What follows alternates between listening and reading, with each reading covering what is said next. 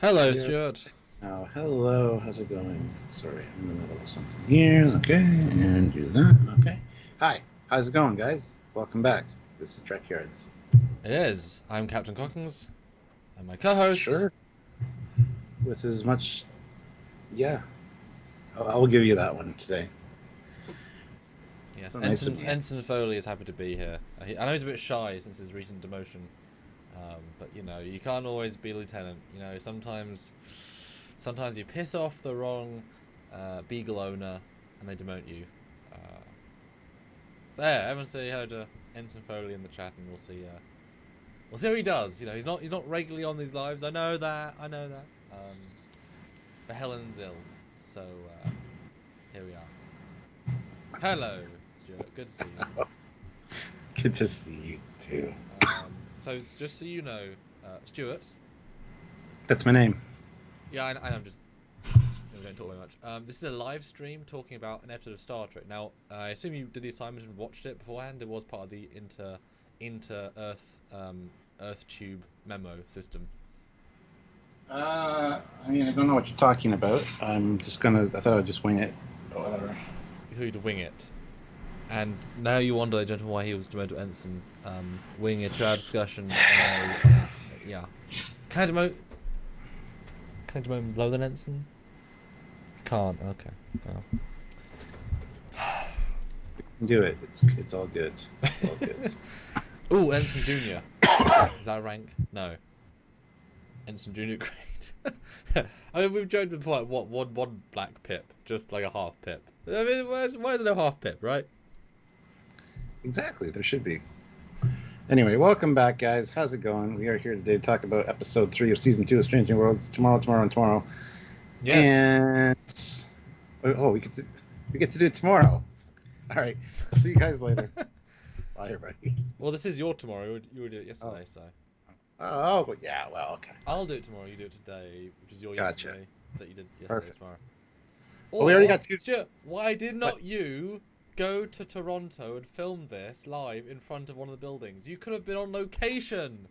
Could have been. Yeah. Actually, you should have done that. That'd be great. It's like, all right, I'm here on location. This is where they beamed out from. I can walk up here and get a hot dog. Here I'm putting a wallet in somebody's bag so that when it beeps, I can steal a jacket. Could you go to that shop tomorrow? Is that? Yeah. I know where it is. It's Roots. It's the Roots store. So anyway, yeah. That's a hell of a thing, Stuart. It is. By the way, we got 2 great super chats to Yes. kick it off. So we're going to read those first. John Ford Jr. throws in $25, which is awesome. Amazing. It says, this episode exceeded all expectations. I truly appreciated how they, by and large, addressed continuity concerns while telling a new story that still harkens back to the greater lore across the franchise. Well said.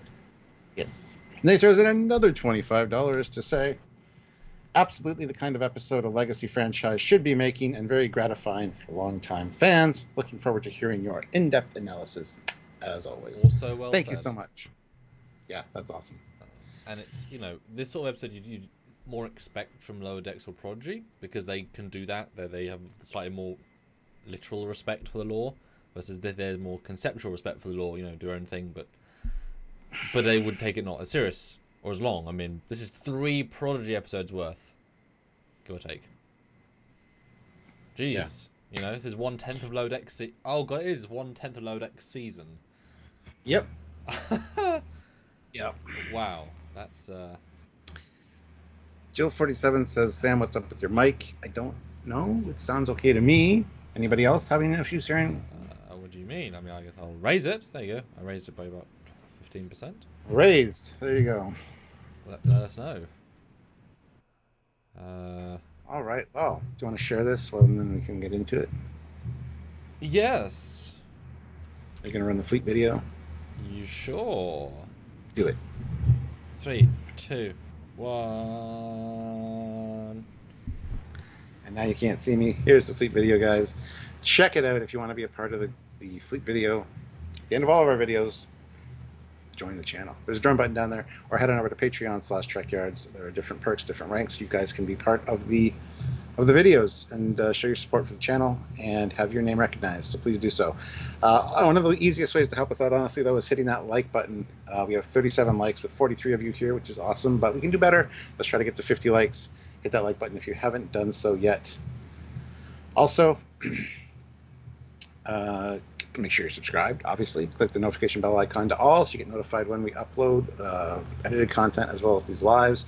And, help us out in other ways. There are links down below to the Teespring and the TeePublic store. You can grab yourself some really cool Trekyards merch. So please consider doing that. And yeah, do what you got to do to help us out. We really appreciate it. And just be here. Super chat in. Let us know what's on your mind, what you thought about the episode, things you might want to talk about with us or have us discuss.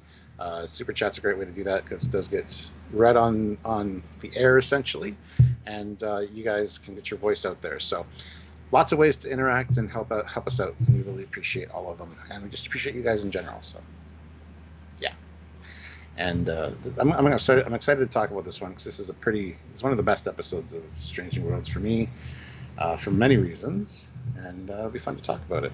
So okay. We're 41 likes. We're almost there. 9 more likes. 9 more people need to hit that like button. So please consider doing so. And hopefully enjoying the fleet video. As you can see, lots of cool ships. You can have your name there. You can be assigned to a ship.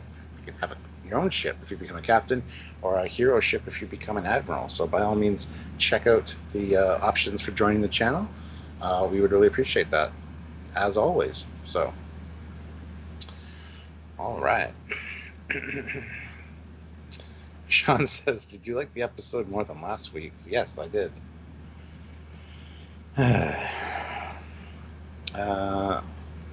Ray Ricks throws in £5, which is awesome.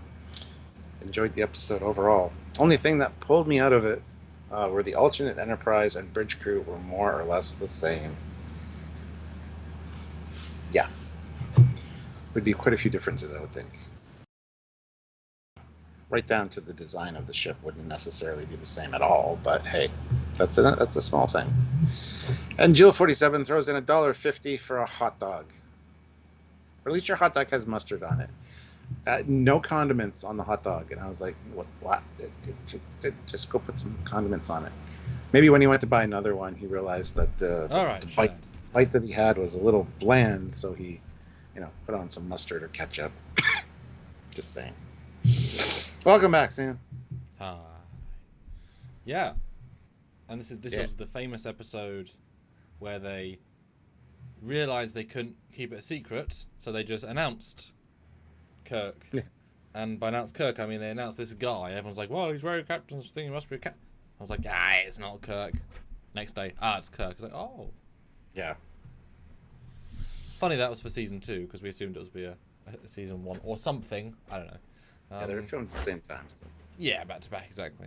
And this is such a 2-actor episode that if La'an's not in episode 9 of season 1, they could really film this as roughly, you know what I mean? They just pulled her away to film for a few days. Yeah. And you don't need as many setups when you're outside. Other things happen, but there's no right, reset all the lights, right, get the LED wall, reset, right. So now just go to the corner, we'll wait 10 minutes for the traffic to die down. It's a lot more run and gun shooty than doing a 50-person crew, etc. So it's yeah, and it's interesting because is he going to be more of the season?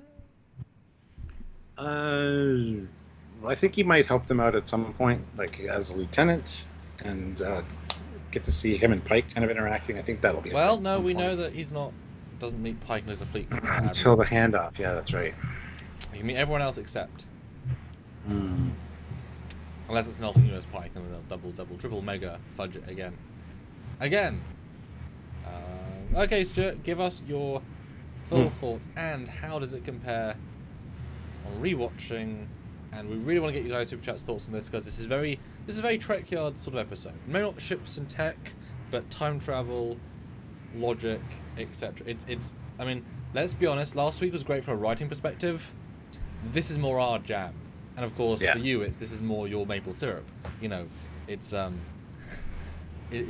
you know, I really dig time travel stuff, and I love internal logic and trying to explain stuff. This is really something I enjoy. So, a bit biased towards this. So Stuart, what do you think? And we watched it first reaction, retrospective, second watch. Give me your thoughts.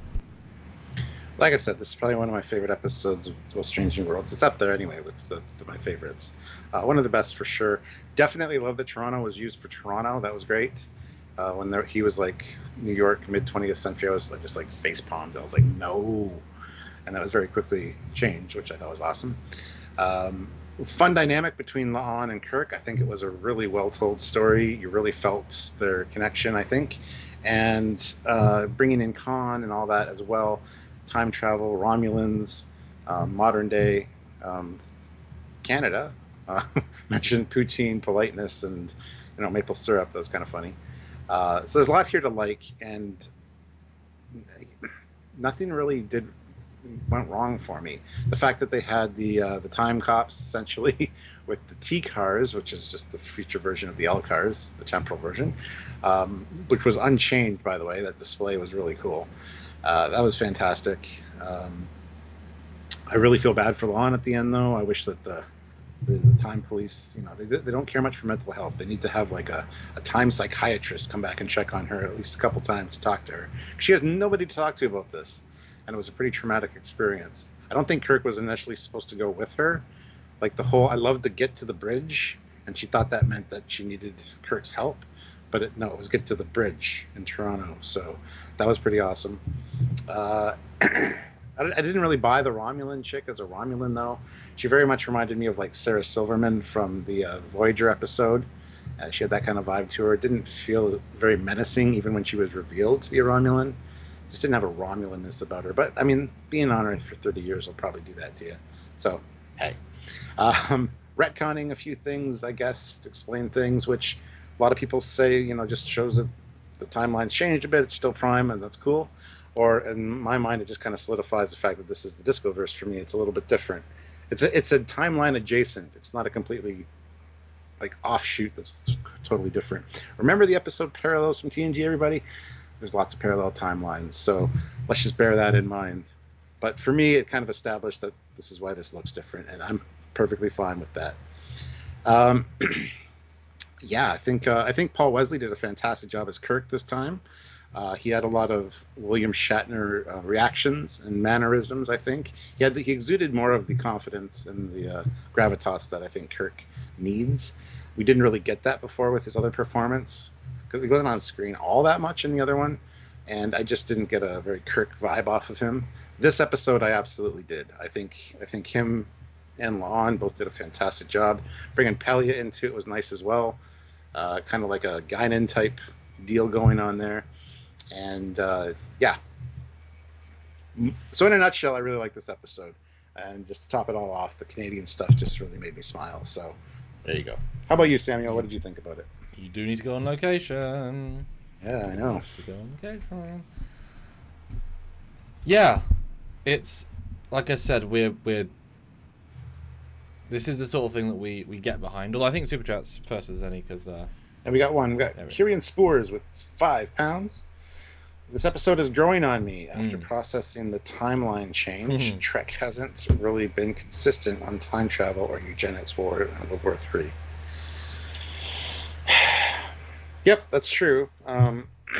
So take it as you want, whether it's just been delayed, because there's dialogue that talks about all that in the episode. Timeline or, like I said, the Discoverse, either way, I think is fine. I just know what I firmly believe. And so, there you go. Put a ooh, and Matthew DeFreitas throws in $5. Okay. Oh, sorry. I started talking just as you talked. Yeah. How I view the Khan issue. Maybe a time cop went back between the La'an mission and Space Seed and changed Khan's reign to the 90s. Sure. Yeah, right, I mean, what are you going to say? Sorry. There's sort of, at the very least, two timelines. But I put a possibly controversial poll, Stuart, so read it out. Ooh, let's see what this poll says. Is this the best episode of Strange New Worlds Season 2? Oh, yeah, that's a good one. Yes or no? Could be controversial. Yeah, so my be. thoughts. It's really, and I said this at the same time as we did yesterday. It's such a long episode. It's kind of daunting. Trek doesn't do 61-minute episodes, except with Strange Worlds, the end of season 1, where there's so much to do. Right, this is not remotely as cram-packed full of stuff. And so I was worried it could have either been padded or not have engaging things, and it's not as if it's the most engaging story because they take a lot of things slow, but it all adds up to a cohesive, which is kind of shocking, character piece for La'an, with a really nice double fake introduction of Kirk, because he's not the real Kirk in any way, like even less similar to Kirk to the last version of him we saw, who was, a bit different. This is an entirely different guy. So that was, another get out of jail free for them. Two strikes of alternate Kirks. But it is very long. It's filled with well, I think the twists help, right? The evolution of the story do give it that vibe. It's definitely different on a second watch. I'd certainly looked at the Romulans' performance to see what I could glean, and I could not see anything in the second run through of that first scene when she's like giving anything away. She's entirely like, I preferred a performance thinking she was a random nut who might be true than a Romulan spy. I was trying to work out when the character was noticing, was like, they must be from the future, right? I was trying, and I couldn't really, like, there's a few points it could have been, but there's no like mic drop moment that I was looking for to try and appreciate. Which I wish there had been. I wish there was a bit more of that. But it's shockingly consistent, and certainly the little things play better the second time. When the guy at the start says, go to the bridge. That, as you said, it's comical the second time. Like, oh. And of course, is that guy meaning, was the bridge what they're meant to stop, and then didn't work, and then the second thing, although it's odd because obviously it's a time travel plot, so. That man was sent to go and stop the lady. The lady killed him, bombed Toronto, caused a timeline issue. She said she didn't do the bombing, though. No, she did. Of the fusion reactor. She does do that. Oh, but the fusion reactor, but not the bridge. No. She does the bombing of the fusion reactor, which kills Toronto that day. But then he undid his own timeline, the guy that came back, because they took his place, went back before he travelled. Because he's who she shot. It's funny. Time travel is funny like that when you can go back on your own day and redo it in a different way. It's just kind of funny because he obviously had to fight her with a gun. I assume I assume they were fighting at the place with the fusion reactor. Like they were there. He fails. He gets shot. He disappears, and then I didn't think that at all. I thought he got killed earlier. Before the bridge bombing, but who shot him then? Probably her. Yeah. If she knew that she was onto him. But there was no. But I don't think it was a lead up to that incident though. But there was no hint in her performance that she knew a time guy was coming after her. There was no like she was not on, like I was saying it felt to me as if that reset so that they were the first time people to go after her versus. You again, because you'd want to send them back before you went to try and anyway. Maybe he just got shot by a punk in Toronto. I mean, that does happen. I mean, the punk gangs. You had your genetics war a bit earlier, Stuart. In your, well, boy, Canada's like, Canada makes Khan at least helps to facilitate him. Jesus, guys, at least in this version of the timeline. So I mean, it's a weird one because there's not a lot to talk about for a large chunk of it, but certain chunks are filled to the brim with cool concepts. Yeah. But La'an does a great job. Kurt does a good job. I don't think the best job. Like I said during another review, I don't think he felt like Kirk as a Shatner or Pine, but I can see the character in him. So do you want to make a caricature, or do you, if this character is going to be something important in seasons 2, 3, whatever, he needs to be himself first. As his own persona. If he's just portraying Shatner, then obviously the longer he goes, the more caricature he'll, So there's a logic that I appreciate, and cheap for them, really cheap for them. I like it. Yeah. But as I said to you in another review, and I keep saying that because we had a good discussion last time. I really wish the ending had been instead of slash as well as have when they open the door to that facility, they open, they go through, she walks in, and you see the Botany Bay in a hangar in Canada, the launch site, I guess.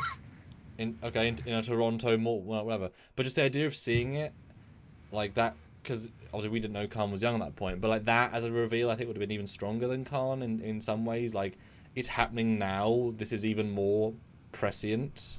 Here is the representation of everything. Khan works great too, but it would have been fun to see how they, don't modernize the Botany Bay. The way they played that scene, it felt like it was quite a tall building, and yeah, could have been fun. Yeah. And Devo77X says the body in Daystrom Institute could be this Kirk, not the original Kirk. No, it couldn't, because if you read the thing that comes with the other Kirk in Picard, it does say that he was on Viridian, where they retrieved the body. So it's not this Kirk. Ray Ricks throws in £5. Who knows what the timeline should be? Transparent aluminum, ships created from time ships, visitation to historic events, and Time War shenanigans. Right? Yeah. Lots of messing with the timeline going on, I'm telling you. And we do have time to talk about time, Stuart, because we have a 2-hour slot. Yeah. But it is nice, though. It is nice that there is now a more discernible fork style approach, because TOS is not decanonized anyway, because that causes First Contact goes back and does Enterprise, which then you can see a bit more of a logical jump step process. Yeah. And the NX and the Phoenix were in the last episode of Stranger World, so I think we're getting to the point where you could be more literal with that, and given that they've now talked about the timeline swaps, whatever, there's it's a bit confusing, but doesn't mean you can't play them both. And Jules, oh, sorry, go ahead. Well, and Jill says, stories, overproduction values, TOS had incredible original stories. Yeah, I mean, TOS was very high budget for the time, and all sets are made of wood, so it's a silly comment to say wooden sets. I mean, these sets are wood, there's no metal of the main sets. And yeah, TOS is still some of the best Trek stories. 60 years later, some of the best stories are still in TOS. That's just, more like stage plays now, but that's okay. We go to the yeah. Heard Cyrus says, strange that Paula did not recognize her. There's a lot of schools of thought on that. Maybe she did and just didn't want to let on. She's also kind of quirky and crazy, and she says, I can hardly remember whatever. I can't be expected to know everything about engineering. So did she recognize her? Did she not? It's hard to tell. Or did that timeline completely get eradicated so that never actually happened? That's a tough one. So we know that the lady at the end says those events were never meant to happen.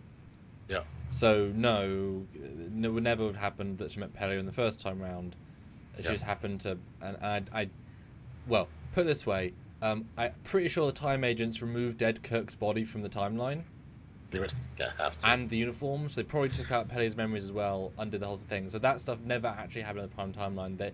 Them being involved is different to any other time stories, where, these are actually the time police. They're actually going to cover their tracks, close all the loops, and make it a null event. The only thing that stays is a time remnant of the Watch, which is fun. That'll play later, I'm sure, given how it's played on, and her memories, and that's great. Everything else is a reset, and it's safer that they didn't. It's like the punk on the bus. He can't know what he knows. She can't know her from that timeline. Yeah. Plus it makes more sense that she would find her own internal, like, it shouldn't take some lady to push you towards engineering if that's your actual skill set. It's better she finds it herself than I was told. It's like, in 30 years you can be a great scientist. Okay, I guess I'll learn science. Well, I'm a great scientist. Did you do it on your own merit or because someone told you, right? So it works better without. Yeah. Yeah. All right. Well, I gotta say, the first establishing shot of the Enterprise is gorgeous. Yeah.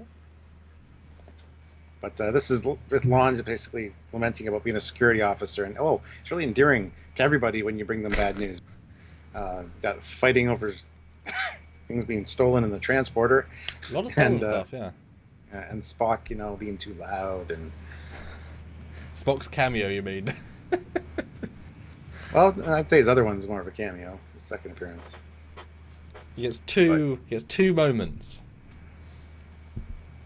Yeah. And then Pelia enter and the archaeology department. Well, I worked there. They're mine. And that's how she says, you go through enough every human disaster and every economic collapse. Who knows? I mean, you can't judge me for being a pack rat. Who knows if this utopia of yours is just going to prove to be a fad? Yeah, it's funny. Yeah, it's a funny old three, and this is again why I like Stranger Worlds compared to Discovery, is that in that first shot in the transport room, that's a Denobulan. That's the first Denobulan in 16 years. And there's no fanfare. There's no anything about it. It's just a Denobulan, as if it's normal, because it would be. That's really great, right? Someone has put money and effort into that, and there may never be more than a background extra. Love it. I just want to pay a little homage to that, because it's so easy to not notice. Could just be another human. So really, really nice for them to do that. And the Pelia thing, I mean, it's too much of a setup when you watch it a second time. It's like everything she's saying is a plot point for later. But it's fine. Although it would have been nice if she had more trinkets from across her years. Everything here is clearly from the 1900s. From when she owned the shop.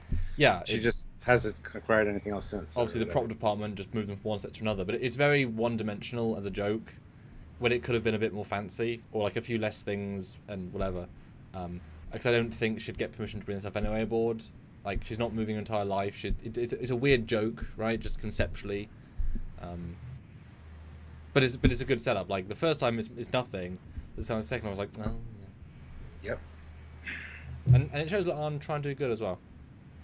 I don't quite understand the boxing thing, except that we need Mbenga in a scene because he hasn't got a primary storyline. And I guess that's okay. That being said, they try to showcase his martial arts ability because he has that, but the long shots of them fighting, it's not him. It's clearly a stunt double. Just for the record. And he does use Aikido. He uses her momentum against her to get her over, which I thought would be, when I first watched it the first time, thought it would be a plot point later. It is in fact used later with the Romulan. She does do that once. Oh, I didn't. Where the Romulan charges at her and she sidesteps her and gets her down. So she does use it. It's just not mentioned or made any, grand show of it. So yeah, I thought that was cool. And that is clearly not Lard in the long shot either. No. It's just other Asian-looking woman. That's great. But I like this sort of sequence though, because just like in Voyager, there's one scene right at the end of Voyager when Seven finds her new quarters on the holodeck, and they take all the furniture out of the crew quarters set, and you get to appreciate what the actual dimensions are without the walls, with the internal walls. So this is actually this is what the set looks like without stuff in it. Because this is a swing set, right? But this is the crew quarters. So I like this for just that's the ceiling, and that's how big it really is, and those where the beams are. Small note, but I like that. And Phil was saying about the human batleths in the background. What do you think of the human batleths? Who knows if they're human batleths? They're just a different form of weapon. All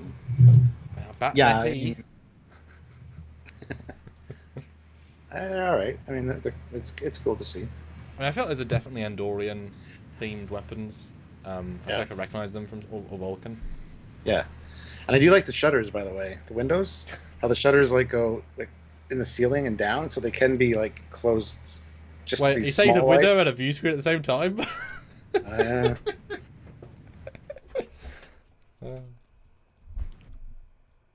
Oh, or they can be pulled all the way back to actually show off the entire window. That's kind of neat. But I like the end of this. You're lonely. You shouldn't have to be lonely. This works better second time round.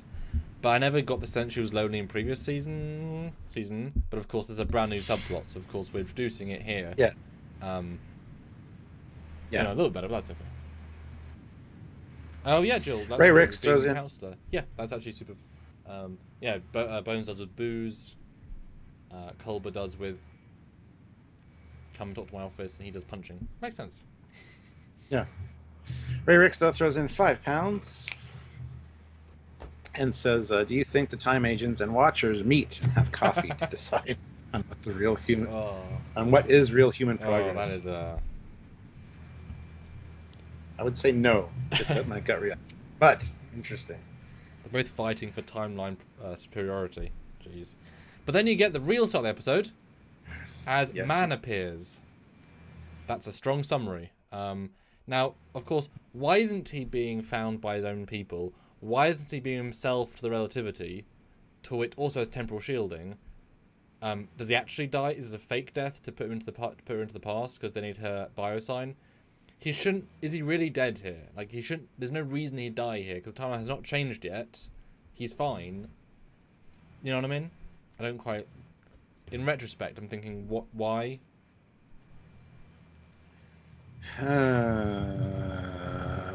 Just so show the stakes are going to be high that she might get hurt. I don't know. Yeah, coming to her in the next. Oh wait, is this the guy at the bridge? Do you think? No, okay. Different hair. Okay.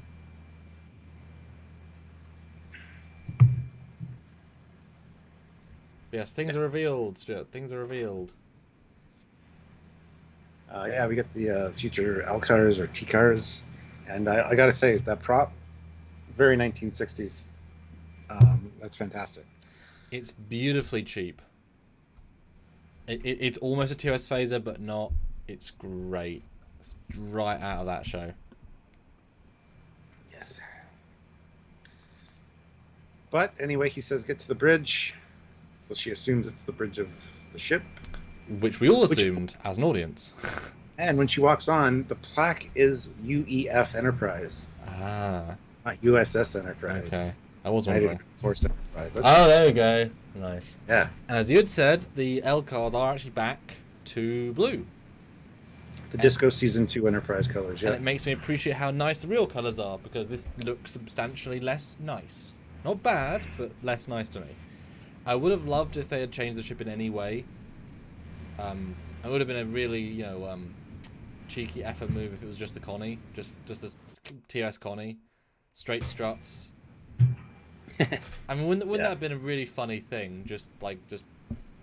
They can get a TOS Connie a 3 model and make a wireframe out of it. That would have been really funny. Yeah. Well, can't expect them to be in like this season 2 Discovery uniform as well. Because the thing is, it does feel odd to even do any changes, given their uniforms are the same.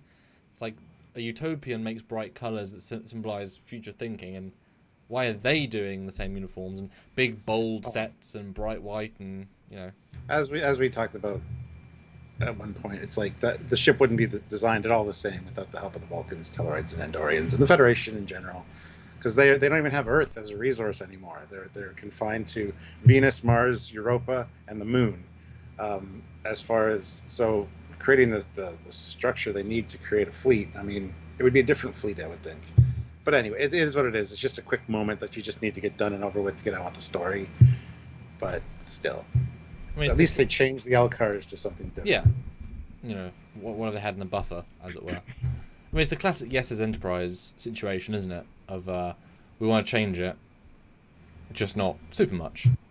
But some. And the badges are a nice touch. Like, stuff you obviously would need to do, but any difference is nice. And it is strange, and yet it is strange as species. His really chill concern is like, intruder, eh? Huh. Hi. Not a lot of concern here. That said, clearly the vibe here is that Earth doesn't do intergalactic war. They do, hey, we've got 5 planets in one solar system, we do a bit of local fleet stuff. So I don't know how many forces they're fighting that could be on board. There's a lot less concern value because they're a much smaller power. Which it kind of works, actually. Now, the thing that I didn't realize till later, Spock really shouldn't exist. Because how did Amanda Grayson meet... could be that her ship was saved by a Vulcan ship and, she was held prisoner by the Vulcans. I don't know. You could come up with some explanation. It just seems odd that they would run into Spock. And that's, but it is what it is. It's just to establish some weird stuff going on. And I hate the Vulcan ship from Discovery. Ugh. Yeah. But I do like seeing him, right? Yes. But yeah, he's it would have been kind of fun to have him without like an entire different haircut and like maybe a wig or something. Although I love their lack of any logical interior. It's like, what is this? What is this set? It's like they do have images. It's logical. Oh. It's like they have set pictures of the original sets for this ship. They could just have put one of those into the computer and behind him. But it is funny that Kirk hangs up on Spock. That's essentially what it is. Yeah, we can't help you. We got other stuff to do. We can't be affording to help you guys with the Romulans. We got our own issues. But I do appreciate his vibe. It's not actually rude. It's just like, dude, we've got 14 ships. Sorry, right? Like, there's no bond here between the races, so it's very just sorry, mate. Yeah. But I mean, that's a pretty quick moment. Not focused on. Then we get him talking to La'an in the ready room, briefing room, whatever it is, and she's like, "So there's a reality where I'm not captain of this ship. Maybe it's more. Well, I was trying to say it's possible, but it's more likely that you're just crazy." Which is in fairness is more likely. But then he counters it right away with, "But that being said, there's no proof that you exist in our database." So. Which makes sense because she has a very specific history. Of course. Which he doesn't know about. When she tells him her name, he's like, Noonien Soong? And she's like, you haven't heard it, have you? That's a very sweet second time as well. Yeah. It's also worth noting that it's interesting that with such a small armada, he rose to captain this much quicker. Of course, Lieutenant Farragut, Captain Enterprise. Just a note. Well, if this was the Kelvin universe, he'd be a Admiral. 5-star admiral by now. TNC, probably. He'd be fucking hubrising everyone. SVS Guru 2000 throws in €5. There you go. Spock also exists in the Mirror universe, which is just as questionable. Absolutely, yes. Yeah. Mirror universe people shouldn't exist, honestly. Not the exact same counterparts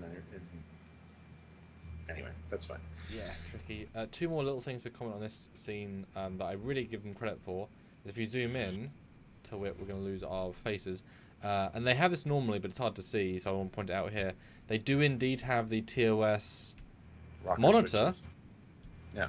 Monitor and the switches. The switches do exist in set normally, but like these are, undeniably TOS set pieces, and I don't necessarily remember seeing the computer monitor.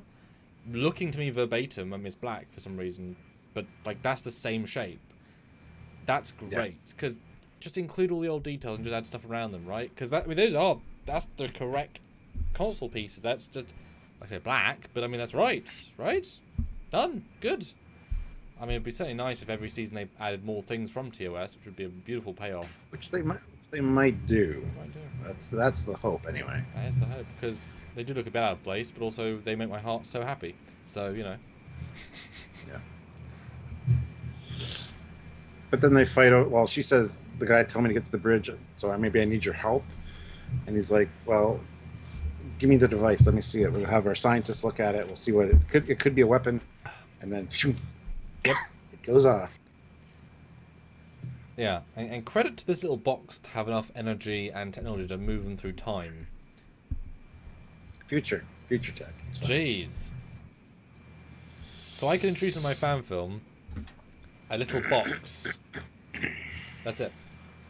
I mean, in fairness, a mobile emitter can literally sustain a holographic being and can put all of their knowledge in it, make them solid with a force field around their body with unlimited power, give or take. I mean, they're not necessarily equating levels of ability, but they're both very advanced, so why am I surprised? Then they arrive, and Kirk's like trying to get back, and did I break it? No, it's not programmed properly. And she deduces that they're there because they're supposed to be there, and it won't let them go back until they've done what they need to do. But I love the whole, did you bring a tricorder? No! Or a communicator, or a phaser. Thanks for that. I just love the interaction of these two. It's great. Yeah, the grump that he has in the first two scenes don't do him justice. He gets better very quickly. Like, he escalates in terms of how he's... Also, comfortability in the role, right? I mean, it is a funny scene, and I definitely wish that the time cop had given her a tricorder.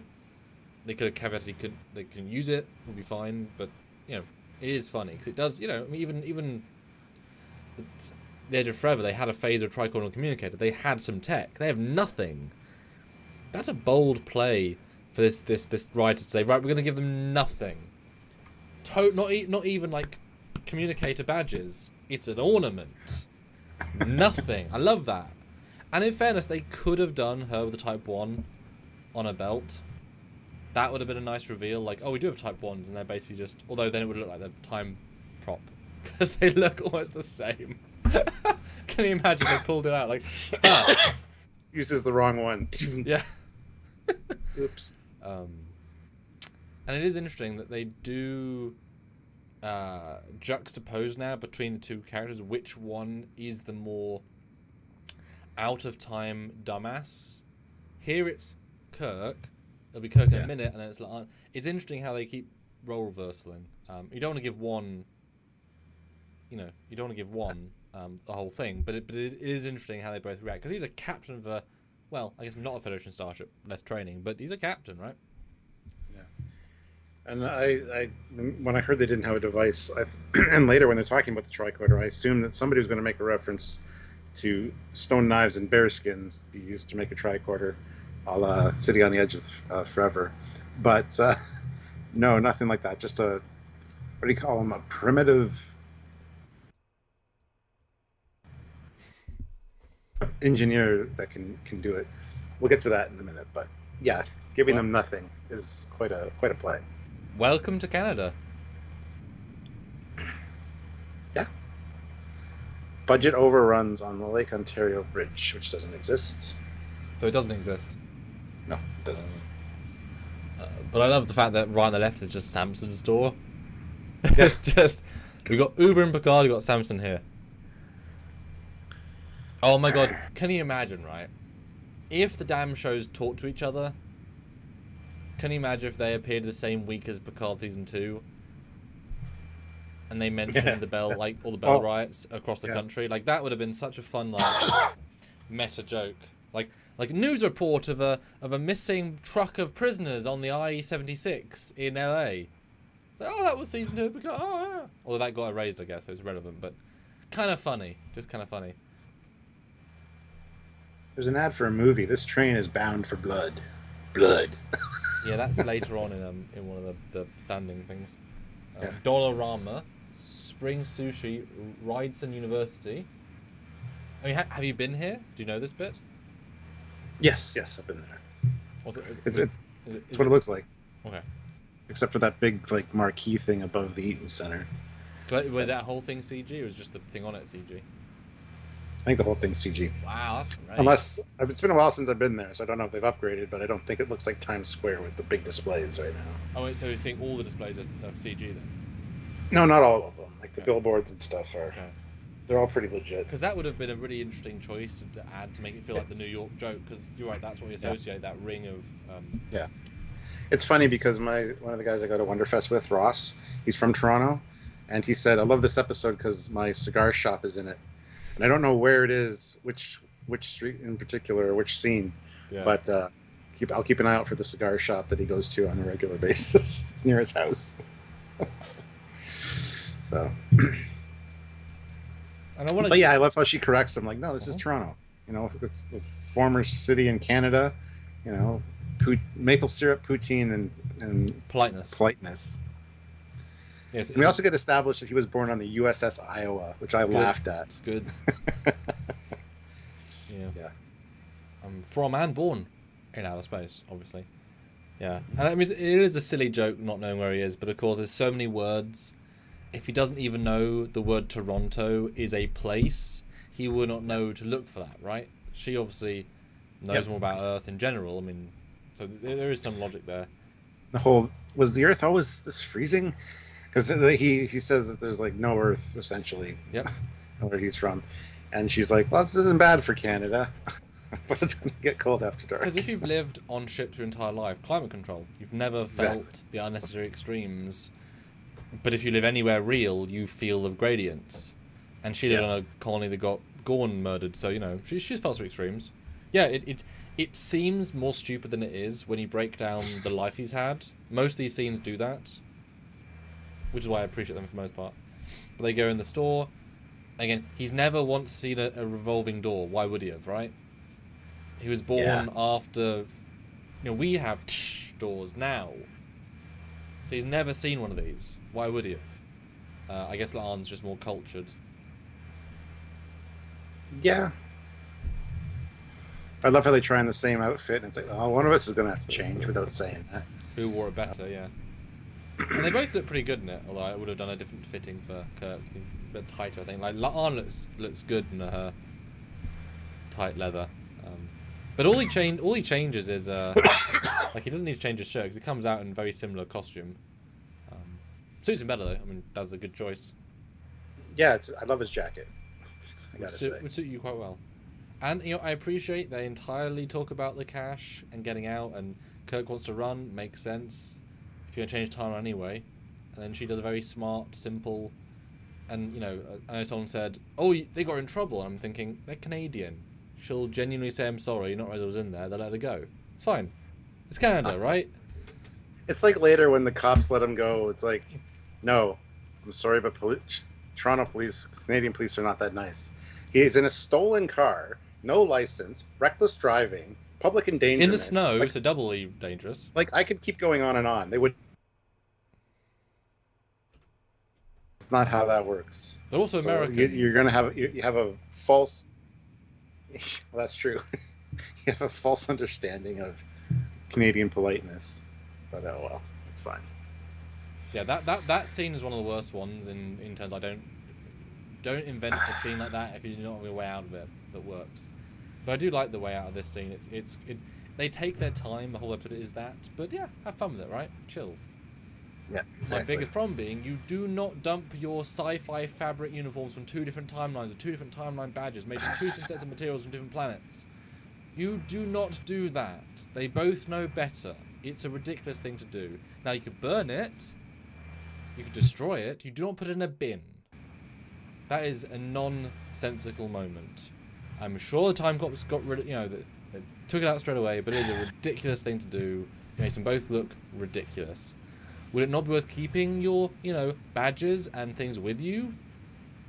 For any reason? Maybe they're conductive metal?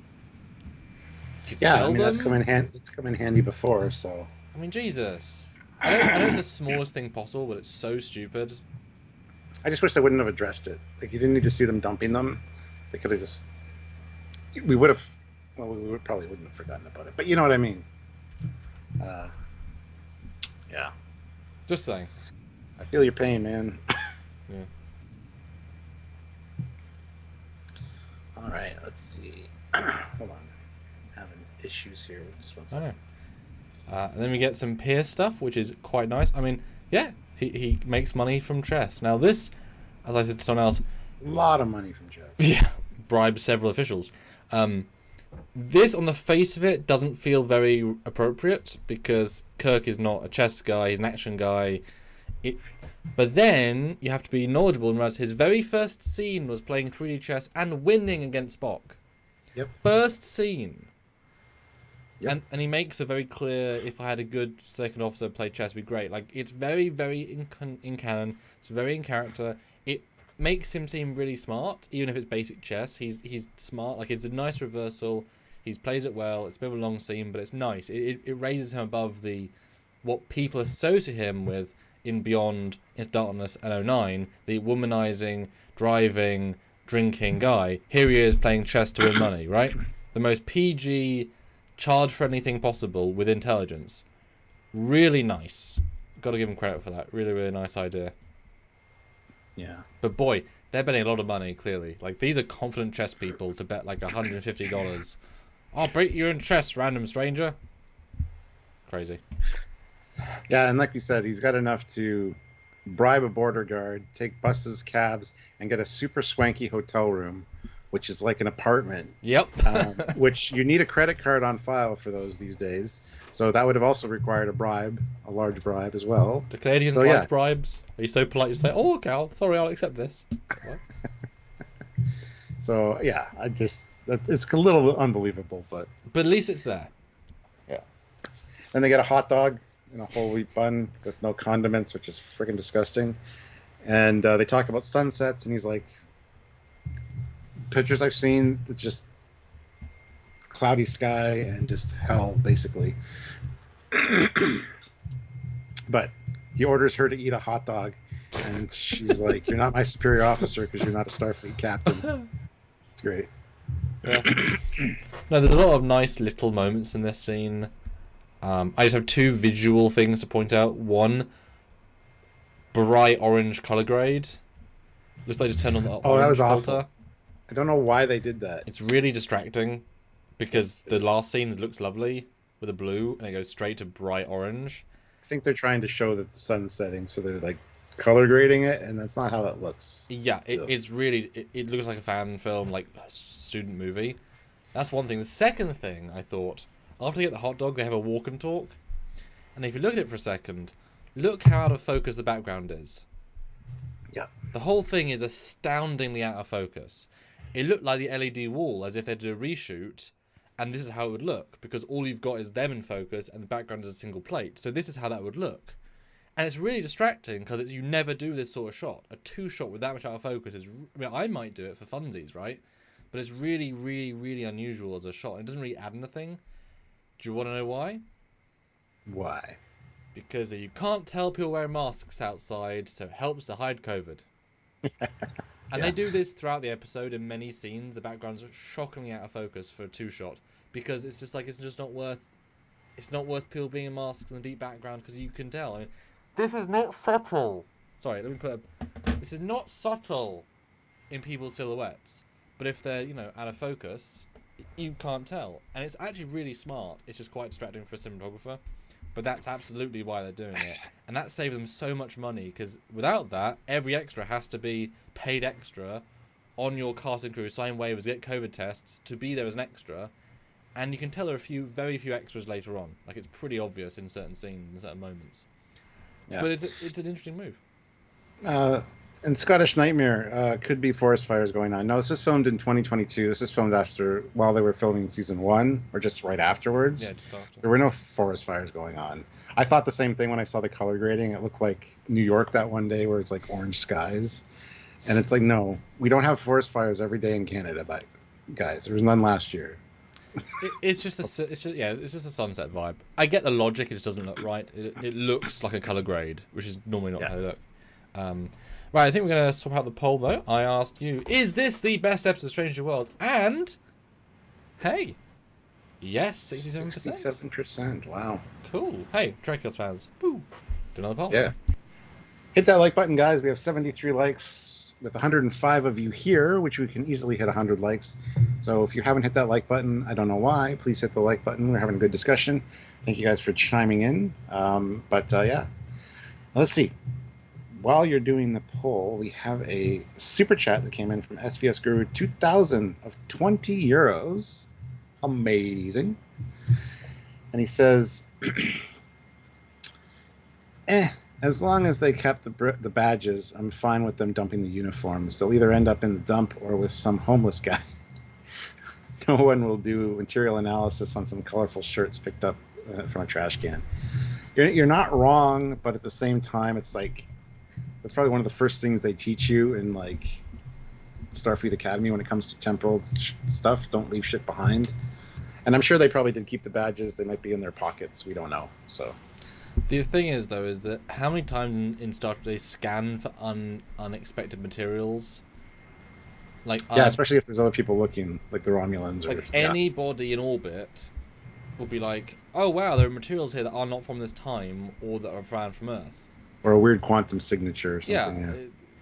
They scan this all the time. This is how in Enterprise they find stuff like the original show. Like, wow, this is not human-made. Because they were not made on Earth. I mean, Kirk's definitely isn't, because they didn't have Earth. Right? So these are non-Earth materials, etc. So, yeah. Hypno Amber said that she did say that these scenes were scenes and filmed before a blizzard. And that sky looks like a blizzard weather to me. It does kind of, like, sometimes it does kind of look like that in the winter, but I love later that it's snowing during the car chase scene. And then, there's And then the next scene, it's fine. That's Canada, man. If you don't like the weather, wait 5 minutes. So I thought that was kind of nice.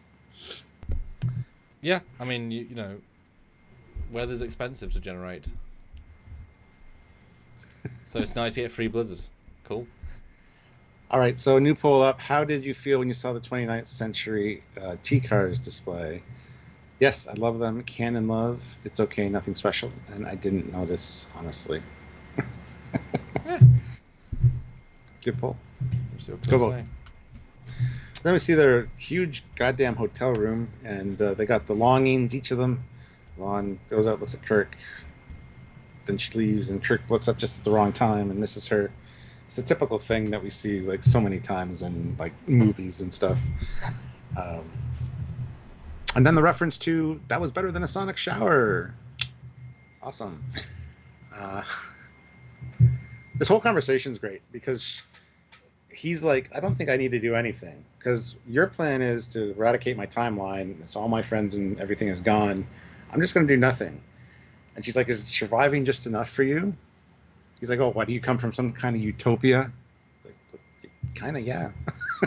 But I might not even exist where you're from. Oh, you do. I haven't met you, but Sam tells me all the stories. And he's like, Sam's alive? And that's when the switch goes off. Gordon's alive! I need to help her because I got to make sure Sam survives or whatever. So this was actually a pretty great scene. And I noticed the bridge in the background, and I'm like, that's cool. That's convenient. And then kaboom. It's like, oh, wow, there we go. That's why that CGI bridge existed. Yes. Wow, I jumped through a bit there. Back to the sleeping. I did. Sorry. I'm not sorry. I just kind of covered the whole thing. That's okay. I think they should have cut the scene personally with Arn looking at him. I get, it's like I said to you the other day in the other episode, if you're about to die, you might as well kiss. If you're lost in time, you might as well fuck. But it's like, but why?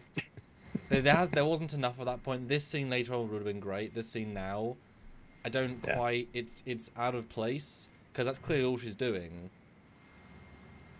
Like I can't sleep. Sex helps me sleep. It's like right, really. It's a weird scene, especially from being outside to now in a really nice looking hotel bed. It's just I would have taken this scene out and just cut to the next one personally. That's just me. But just to the daytime. Yeah. Yeah. You already felt their chemistry in the dialogue. You didn't need the scene. That's just me. But the Sonic Shower joke, great, love it. The mini bar is funny because also we know don't do that. We know, and good. He actually addresses, as you said, my timeline.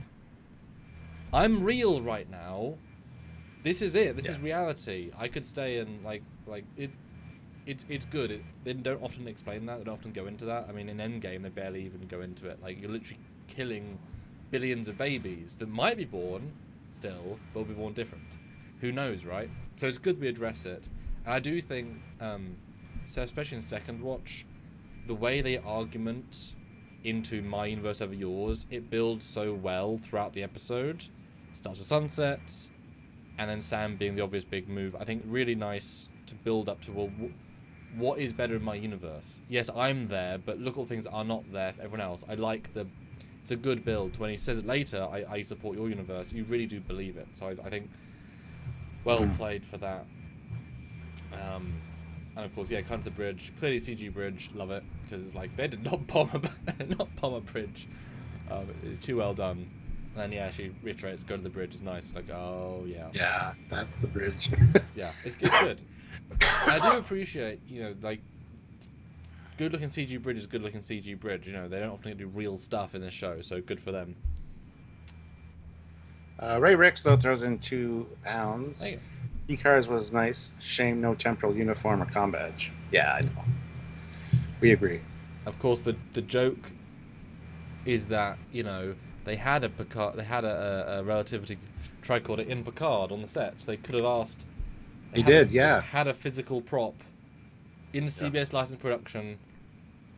I also got one too. They could ask me. Just saying, it does work. So it would have been nice if it should handed in this and this had disintegrated. Like you could argue that for like one take. Yeah. But when they get to the site, they both remember the bridge exploding in their own timelines, which is interesting. A bit coincidental. I wish they'd you happen to be in Toronto, you would probably think about this stuff. You know, like especially Kirkland saying, "Oh, I remember the whole thing gets bombed. Toronto explodes in a few days." I just remember. I remember now. Okay, what? That came out of nowhere. Yeah, that was a letdown. This is okay, but that was dumb. If they had established that he had like temporal amnesia or something, yeah, exactly, would have been better. But it was such a weird. Yeah, I agree. Yeah. But one of the largest bridges in the world destroyed, just after it was completed. Big deal. So then they see the wreckage and see the girl taking photos. Can you make this bigger? You mean zoom in? Yeah, zoom in. And I'm pretty sure that's basically my camera. I think that's either a 5D or a well, it's a 5D, but that's literally. And I appreciate they're using the Star Trek boop boop boop boop boop. Doesn't make noises. It's great, like unnecessary. Now my question: why is she taking pictures? Because she doesn't. Why is she? Explain to me why she is here taking pictures of a bomb. We never get an explanation of who bombed the bridge, because she said she didn't do it. We see the guy that was waiting around before the bridge exploded. We get to see him from the top anyway, and so we don't know who's responsible for it. She certainly implies it's Romulans, her side, just not her. Because they say some people aren't going fast enough, as if she's now doing radical stuff. They're doing it slowly.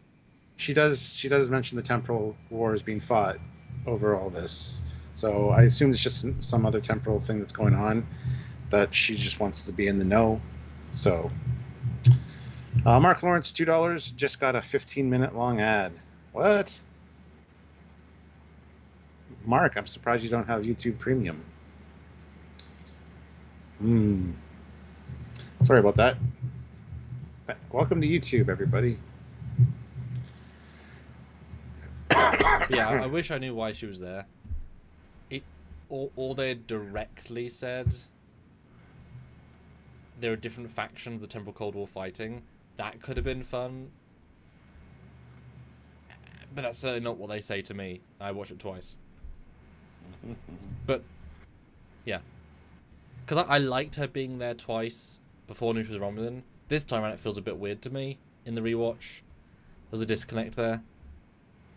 Or if there'd been a... Well, that's later. But then you get the car scene where, you know, all he knows about personal, car ownership. He Vulcanate pictures of the guy. Great, love it. Some Vulcan taught him while he was in prison. Okay, that's cool. And he can make flowing soup in the toilet. As often as the best soup, you know. Let's steal the most conspicuous car available in that lineup of cars. Because there's a whole lineup of cars. His name is Conspicuous, Stuart. James T. Conspicuous. Yes. And I love that when he drives, it's a callback. It's a direct link to the piece of the action. Where when he first backs into the other car and then very jerkingly moves forward. I love that. That was just nice. Yeah, it also feels like a very deliberate... We're not 09. He ain't driving like a boss. Because he ain't driven before.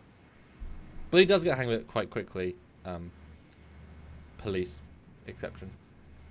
And yeah, then Blizzard for some reason, which is great. Suddenly snow. It's not a great car chase, but it's okay. Again, COVID limitations. They can't show people. Like, they don't want to show people outside. It's fine, but it's, you know. Then we get the Timmy's reference. The cops holding a Timmy's cup. You can see the maple leaf at the top. So Timmy's canonized in Star Trek. Oh. Awesome. Well, this reality, but it's mostly the same. Well, yes, yeah, exactly. Still cool. Alexandra Theatre. Oh, then you get the great discussion about the names. Tiberius, great. Hang a big lantern on the name. I love it. Because fans who are new won't know that, but it's a cool thing to know. And we get the reference to what's your brother's middle name and blah blah blah. He's like, no, actually his middle name is Sam. His real name is George Kirk. Yeah. Nobody calls him Sam. Everybody calls him Sam. Yeah, which is great. Because that was a big complaint. That was a big complaint in season 1 where everybody's like, only Kirk called him Sam. So. Yeah, but it works. It works well. And then abruptly they get policed, and it's a weird scene. Like, why is this Romulan there? She was following the van. But she doesn't have a car. Well, we don't know that. Well, she could have parked it nearby. But they would have driven to the coffee shop in a car. They would have asked for a lift somewhere. Not necessarily. You don't want to drive in Toronto if you can help it. Oh. That's the other thing. The streets are very bare for Toronto. Yeah. And it's a bit weird to make it seem like police corruption and police brutality is a thing in Canada. It's like, really? Is that the vibe we're going for? Like, immediately you guys are pretty shitty, I'll be honest. Yeah. Hey, my son is in his like 7th week at OPC, Ontario Police College. He's got like another 6 weeks to go, and then he'll be a police officer. So, hey, no bashing the cops. So he knows those guys, does he? Yeah, maybe. Oh, we also get what about your middle name? Law Nooney Soong? It's like, Sing. Whatever. And then she comes to the realization that you haven't heard it before. They should have said La Nooney Soong like the android like guy. The cyberneticist. Yeah, or something. that'd have been great. Because Soong and Sing, they're very close. That's fun. Yeah. But yeah, she gets them off scot-free by saying he's a lawyer. It's okay. And does she know who they are? I don't know. She knows they were following. I don't think so.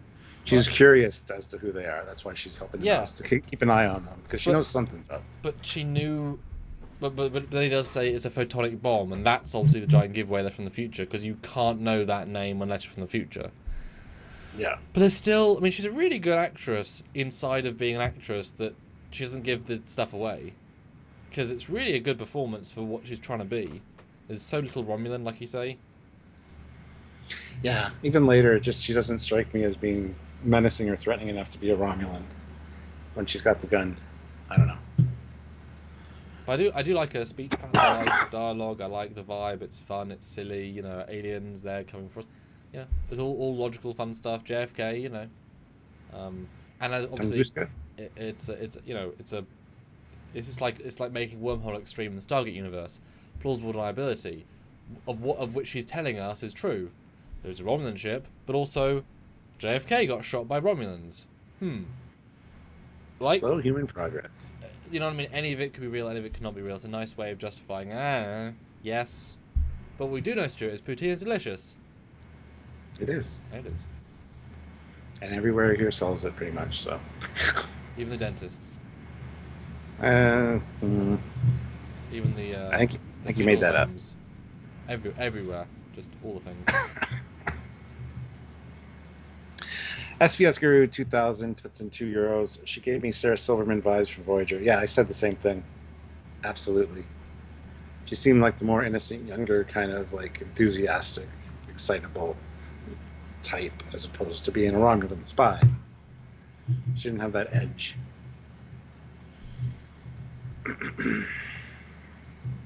Then we see the guy that's what was waiting 15 minutes before the explosion, at least the top of his head, and he looks very much like the actor who played Duquesne. And I was like, yes, please tell me Duquesne. Like, the time police were there before the explosion to see what happened and just to make sure that, you know, things unfolded the way they were supposed to or something. None of that. You never see this guy again. Like, even the guy that walks up to the door and opens the door later is a different guy. He's got a different hairstyle. And it's like, ugh. Yeah, It looks like the Smoky Man from X-Files too. So tie in that X-Files. Yeah, I didn't even know what to think in this moment, because she could be double bluffing, right? That's my guy, right? Because what do they know? This all is about what do they know? What do they gravitate? Clearly, once there's a Romulan ship, well, shit, they're. I mean, you know, at that point, she's onto them. I didn't think Duquesne. I wish I did, but they would have been disappointed by the end. I immediately thought Duquesne. Just like in Picard, where he literally appears, but he's not the same guy. You mother effers. And Jill 47 says she was in disguise. Yes, I know, but when she drew the gun, she didn't have to be anymore. She could have acted a little more Romulan. She didn't come off as being like a conniving Romulan. She came off as just being. I have thoughts when we get there. But yeah, guy. Perfect. And then I like how they just leave. Like, they leave her without like, what's your phone number, or how do we get in contact with you? Like, she's your one contact in the entire planet. Get her number. What's a phone? But of course, get her number. I didn't even know what a meme was. I mean, what's wrong with these people? Which I appreciate Lana did not tell him what it was, because she wouldn't know. Why would she know, right? I'm glad that was a non-thing. But yeah, he knows what Romulans are, they fight them. Now, wouldn't you think that now seeing a Romulan ship in the past, you remember that Toronto got bombed by a Romulan ship? And that was the first start of your war. Toronto, Romulan ship, 2020, whatever. No, James? No. The neuron's not firing, eh? You were not history major, eh? Yeah. Oh yeah, there's another out of focus scene where they're ridiculously out of focus in 2 shots. So you cannot tell the extras. And it's really weird. It's really weird. I also got to add real quick here, during the chase scene and stuff, I appreciate all the construction everywhere, because that is Toronto. Yeah. Ray Ricks, though, throws in 2 pounds. Thank you. She probably had a site-to-site transporter. I hope so. But then if she has access to time tech, then she should be able to get home and not be stuck for 30 years. And if she has side-to-side beam in the present, then she should be able to go anywhere, and her mission should be easy to do.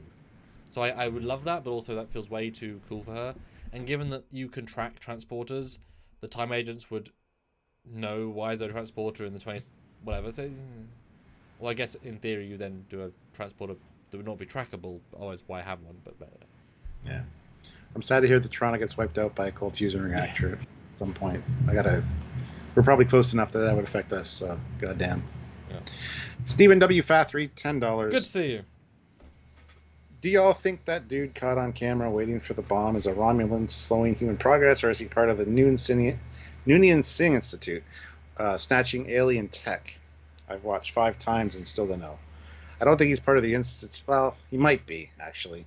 But I just assume he's another time agent from one of the temporal wars that's there doing shady stuff, because it was a photonic bomb that was used.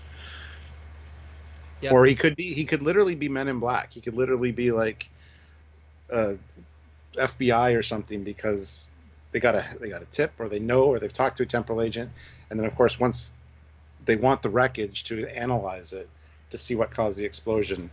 So it could be a lot of things. Yeah, I mean that's what this episode does well. We know it's important. We know it's vague. What do we think? Like, it would have also made sense if it was the guy from the first scene in a grey suit before he went forwards. Yes. That would have been better, actually. Because then you'd be like, oh, that would have been that would have been a hell of a twist if he's actually the guy that bombed them. If he's the guy that bombed the bridge, he sent her back. He's also there, and he needs her to undo his death so he can successfully bomb the present, which of course the past. They could have would have been convoluted, of course, but yeah, I just assume it's another agent, not Romulan of her faction, because of course they would communicate then, and she's been stuck for 30 years. She has no colleagues. But another faction. Would have been kind of fun. Ridiculous, of course, but if that guy had for a second transformed into the Nazis from Enterprise. Yeah. Like another faction we know. Yeah. I don't know how you could achieve that, but that would have been kind of fun. Just saying. SPS Guru, 2,005 euros. Thank you. I think the Grey Man is a nobody. She showed them nonsense photos with the Warbird mixed in to probe their reactions. Could be any street. Very distinct possibility. Any hour. Yeah, that's very true. But speaking of true, Vermont. We're going to cross the border. And that we do. Which I was like, how are they going to cross the border without a passport? But they explain it immediately. Yes. Sorry, we had to bribe a border guard, take 4 buses and 2 taxis or whatever. It's like, okay, that's fair. And how far is this trip, would you say? Because I have no context. It's still snowing. It's 7.5 hours from us. Oof. So if the bomb went off on Thursday and they left on Wednesday, the bomb would go off on Thursday. They would not be able to stop it because you can't get there and back in. You can. I mean, on a bus and stuff, it might be longer. But for me to drive, I checked. For me to drive from my house, it's going to be 7 hours and 45 minutes, which is the same length of time it took us to drive to Ticonderoga, New York, by the way. So or to Wonderfest. That's so long. It's not, though. Not for a drive, not really. It's a most of a day, Stuart. 7 hours is an entire working day. It's so long. I know you have your Canadian mindset, but the rest of the world is like, wow, 7 hours is a very long way. In Europe, that's like 3 countries. Not really, it's 2 countries, but still.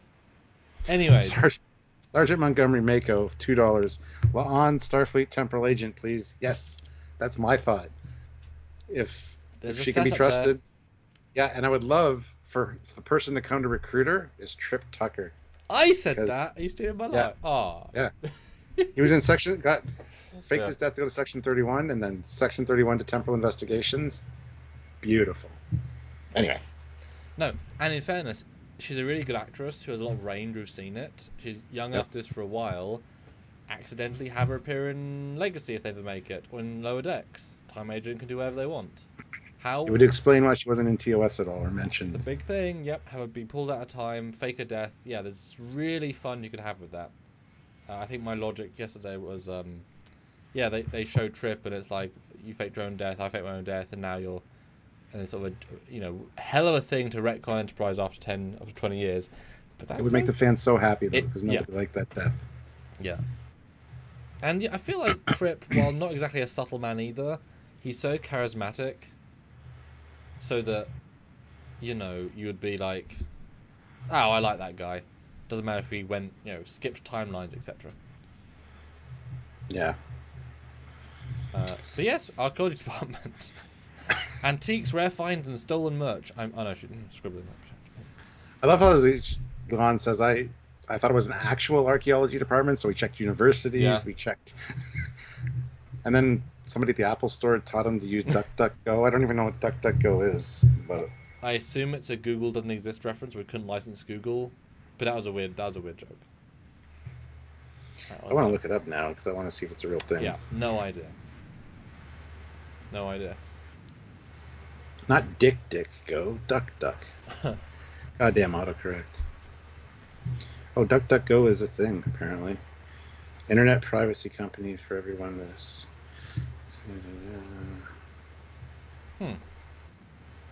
No, it's just like a VPN essentially. What the hell? Anyway. Okay. Not important. Moving on.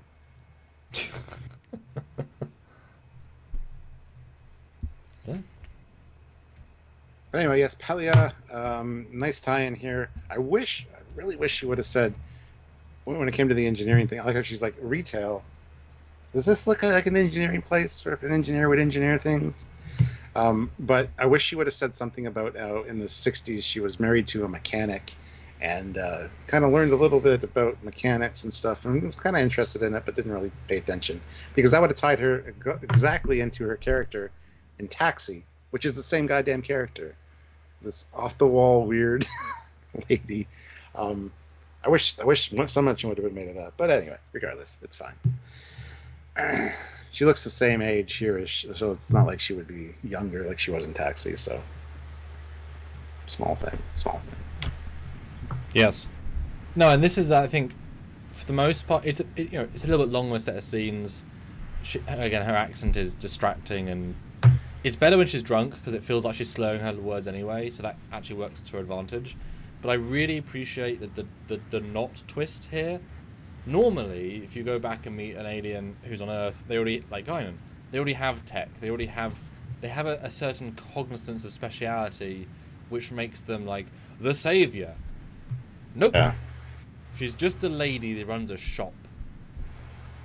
She might be an alien, but she's just a lady that runs a shop. She doesn't even think lasers exist, right? So she's so removed from her forebearers settling here, who had spaceships and warp drive and things. She doesn't even think lasers exist.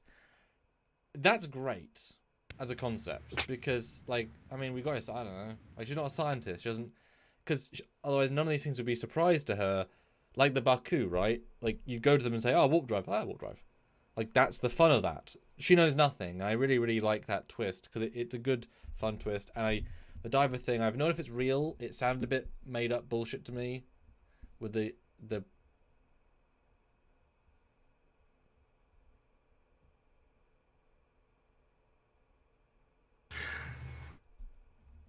No, you did it again. Still muted. Talk to me, Stuart. Holy fuck! Why doesn't it mute me? Right. Anyway, no, they're totally legit. Divers watches. It's glow in the dark material. It doesn't need light to make them glow. They just constantly glow. Mm-hmm. It's because for low light environments they always glow. But yeah, after 20 years it runs out. So Why would it glow next to a thing? They explained it because of it. Yeah, they explained other stuff that sounds fancy. I didn't get what they meant. Like all technobabble. It's like it means something. I'm guessing. Yeah, so it's in range of radiation, a radiation source, it'll glow again because, yeah, it's a legitimate explanation. But I mean, is it a real radiation that exists and a real material that will really react to it, or is it? Yes. Okay. And yes. Okay. Cool. Sounded like bullshit to me, but that's cool. It's not bullshit. Yeah, and I kept hearing Trillium, like Trillium D from Enterprise. It's just, I mean, everything's based on everything. Just, but yeah, I mean, it's fair enough. It's dumb, and I like shit's drunk. Yeah. Yeah, this is a fun set of scenes, honestly, though. I really enjoyed them. Because they are sort of padding, but they're kind of fun, so it's okay. And good for La'an not spilling any beans, because most scenes they would. And she really keeps it down low, so good for her.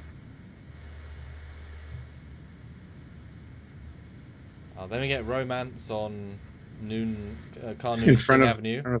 In front of the Royal Ontario Museum. Yep. So basically, Khan's ancestor and Kirk kiss in front of Khan, because he's right there. It's even more of an insult. That's kinky. Yeah. I'll kiss in front of my great-great-great-granddad. I'll try and kill you in 30 years. What? Nothing. What do you think? You're not the most biggest fan of romance in things. No, this one I think worked so well. I really enjoyed this one, and that's hard for me to say. And most of it seems forced, in my opinion. This one felt very natural. Hey, Patrick, good to see. And I actually really appreciated this one.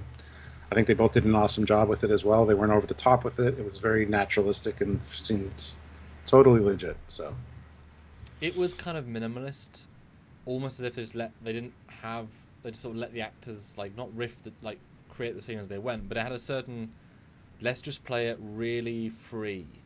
Let's take as long as we need to. Let's just like the way he goes in closer feels very organic, and it's and calling him an asshole it's funny, right? It's sweet and a very long lingering half kiss, and it's very tender. It's very maybe he's not a man that gets women easily in this timeline. What with there being less women, because he's part of a a 7-planet alliance and half of them are moons or whatever. But yeah, it's shockingly sweet, and it's nice to. This pays off better the second time. Her vulnerability of not being judged, but just being appreciated for her skills, her mind, her works. That has impressed him so much. And I mean, desperation breeds feelings, etc. People bond over dramatic situations all the time. That's how many feature films. But it is shockingly well done. I've seen many people online say they want to see a Kirk La'an romance. It's like, you can't. I'm sorry. Yeah. I'm really sorry. We're a bit past that. Tell G to the 60s to invent a character called La'an. That'll be the great-granddaughter of his archenemy. Bit past that. But it is cute. And Zango76 says, so they're back in Toronto. I thought the TV said the heat was in Quebec and Vermont. Yes, but that was just talking about record temperatures in Vermont to Quebec. That includes near Toronto. So they found each other radioactive. Yes. Yeah, it's cute. It's nice. But then they go in, they see a guy open a door, and they see the Noonien Singh Corporation or whatever. Can I just say, great security for a fusion reactor. I mean, armed guards. I mean, alarms. Well, it's not supposed to be a noticeable fusion reactor, so you don't want all that stuff up front. Just saying. But anybody on the inside, one guard. Well, once you get in, maybe. But you'd think at least the door be locked. I mean, they haven't got any tech. It's not as if they can if they broke and enter. But security cameras. It just seems odd that there's nothing here. This is both a fusion reactor and a genetics lab with genetically augmented children. No sense drawing attention to it, though. You wouldn't want to have people roaming around, and why are people in that building? I don't know. But I don't think it's a big. you have a night guard. I mean, for banks and stuff. Sure, I would buy that. Yeah. I just mean like I don't mean like a tack guy. I just mean a guy, right? I mean because that's not a guy. That's a guy going to the offices. It's a different context. It just feels incredibly easy. Like there's no locked There's a door. lot of incredibly easy things in this, like escaping from the cops. It's to move the story along. Yeah, that one especially. But I like the twist. It's her building, ostensibly, and her DNA is still and that must become an insult by itself. I'm still so genetically close to my ancestor after how many years that I can open a thing which is, I guess, designed for the entire family. Well, she said it must be a marker in her DNA. Yeah. So. But I'm assuming that means the entire Noonian, like, all the augments can open it. I mean, Khan can open it then. He could let himself out if there was a door panel on the inside. It's interesting. Is that implied there's a Noonian Singh family? Or the... Because Khan is not the creator. Khan is a result of this program. Why is her DNA... Unless they're saying the creators of the Noonian Singh... Yeah, is that meant to be a son of the creator? Because they're building. He's an experiment, is what he is. All the kids are genetic experiments, so. But sharing DNA with the people who run the building, because the people who run the building open the door, and the building's called Noonian. Oh no, they would probably read their handprint, or the markers in DNA if they need to. That would be my guess. But I'm saying they added their own marker as the creators into Khan's DNA, which then proceeded all the way down to Laan. Sure. Because they have to do that. Yeah, don't get too hung up on it. It's fine. Because it works if because they own the building. But I mean, where did Khan get his name from, right? And we don't know that the rest of the Augment children aren't also Noonian Singh. They could all be Singhs. That's a family name of this company, and that's kind of interesting actually. Jade Noonian Singh. That actually might be a fun development. We had 12 brothers and sisters, and they're all Noonian Singhs. Because she's a Noonian Singh, so. And Olam Drab says, well, Romulan girl might have taken out security too. Yeah, she might have killed the security officers. Oh, I seen the cameras. I assume she's hacked in and watching, because how else would she know they'd be there now? She wouldn't. But plot, obviously. What if it's not the Khan we think, but a clone of Khan? Could absolutely be. That would solve a lot of problems, issues with it being a kid. But I mean, she kind of says this should have happened in 1992. I've been waiting here 30 years. These time wars that are fought over this either focus on delaying things or eliminating them. So, yeah, it is what it is. But I like the idea of a clone. That's great. Yeah. But then, yes, twist. The only other character in the story is the baddie. Twist, which feels obvious in retrospect. She's the only other person we spent time with.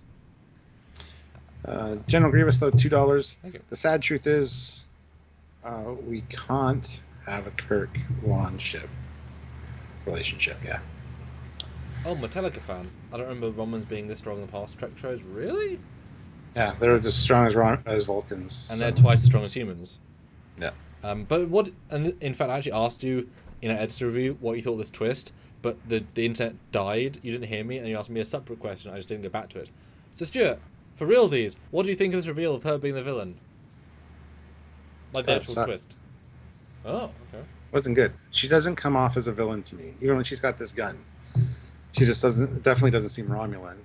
But, I don't know, it's not like it was unforeseen for them to go up and talk to her, and her be the only one that's actually helped them. It kind of made sense that she would be the baddie. So it wasn't really a twist. It was like, oh, okay. Shit. Did Laris in the past feel like a Romulan? Yes. Okay. Yeah. Something about her was more stoic. This one's just kind of like I said, like Sarah Silverman in Voyager. Just like... And she's great in that role. She's absolutely great, yeah. So, I don't know. It didn't work for me. So my thoughts on this, I've held back a little bit, was that she's pissed, Stuart. She's royally pissed. Get it? I got it. But I think it's more that she's had... Romulans are not Vulcans. They're very clear. She's also Romulan 26th century descendant, whatever. So she's already a hugely diluted, potentially Romulan anyway. But not just that. She spent 30 years among people. us people. She's clearly got the vernacular of Earth. She's clearly had to blend in.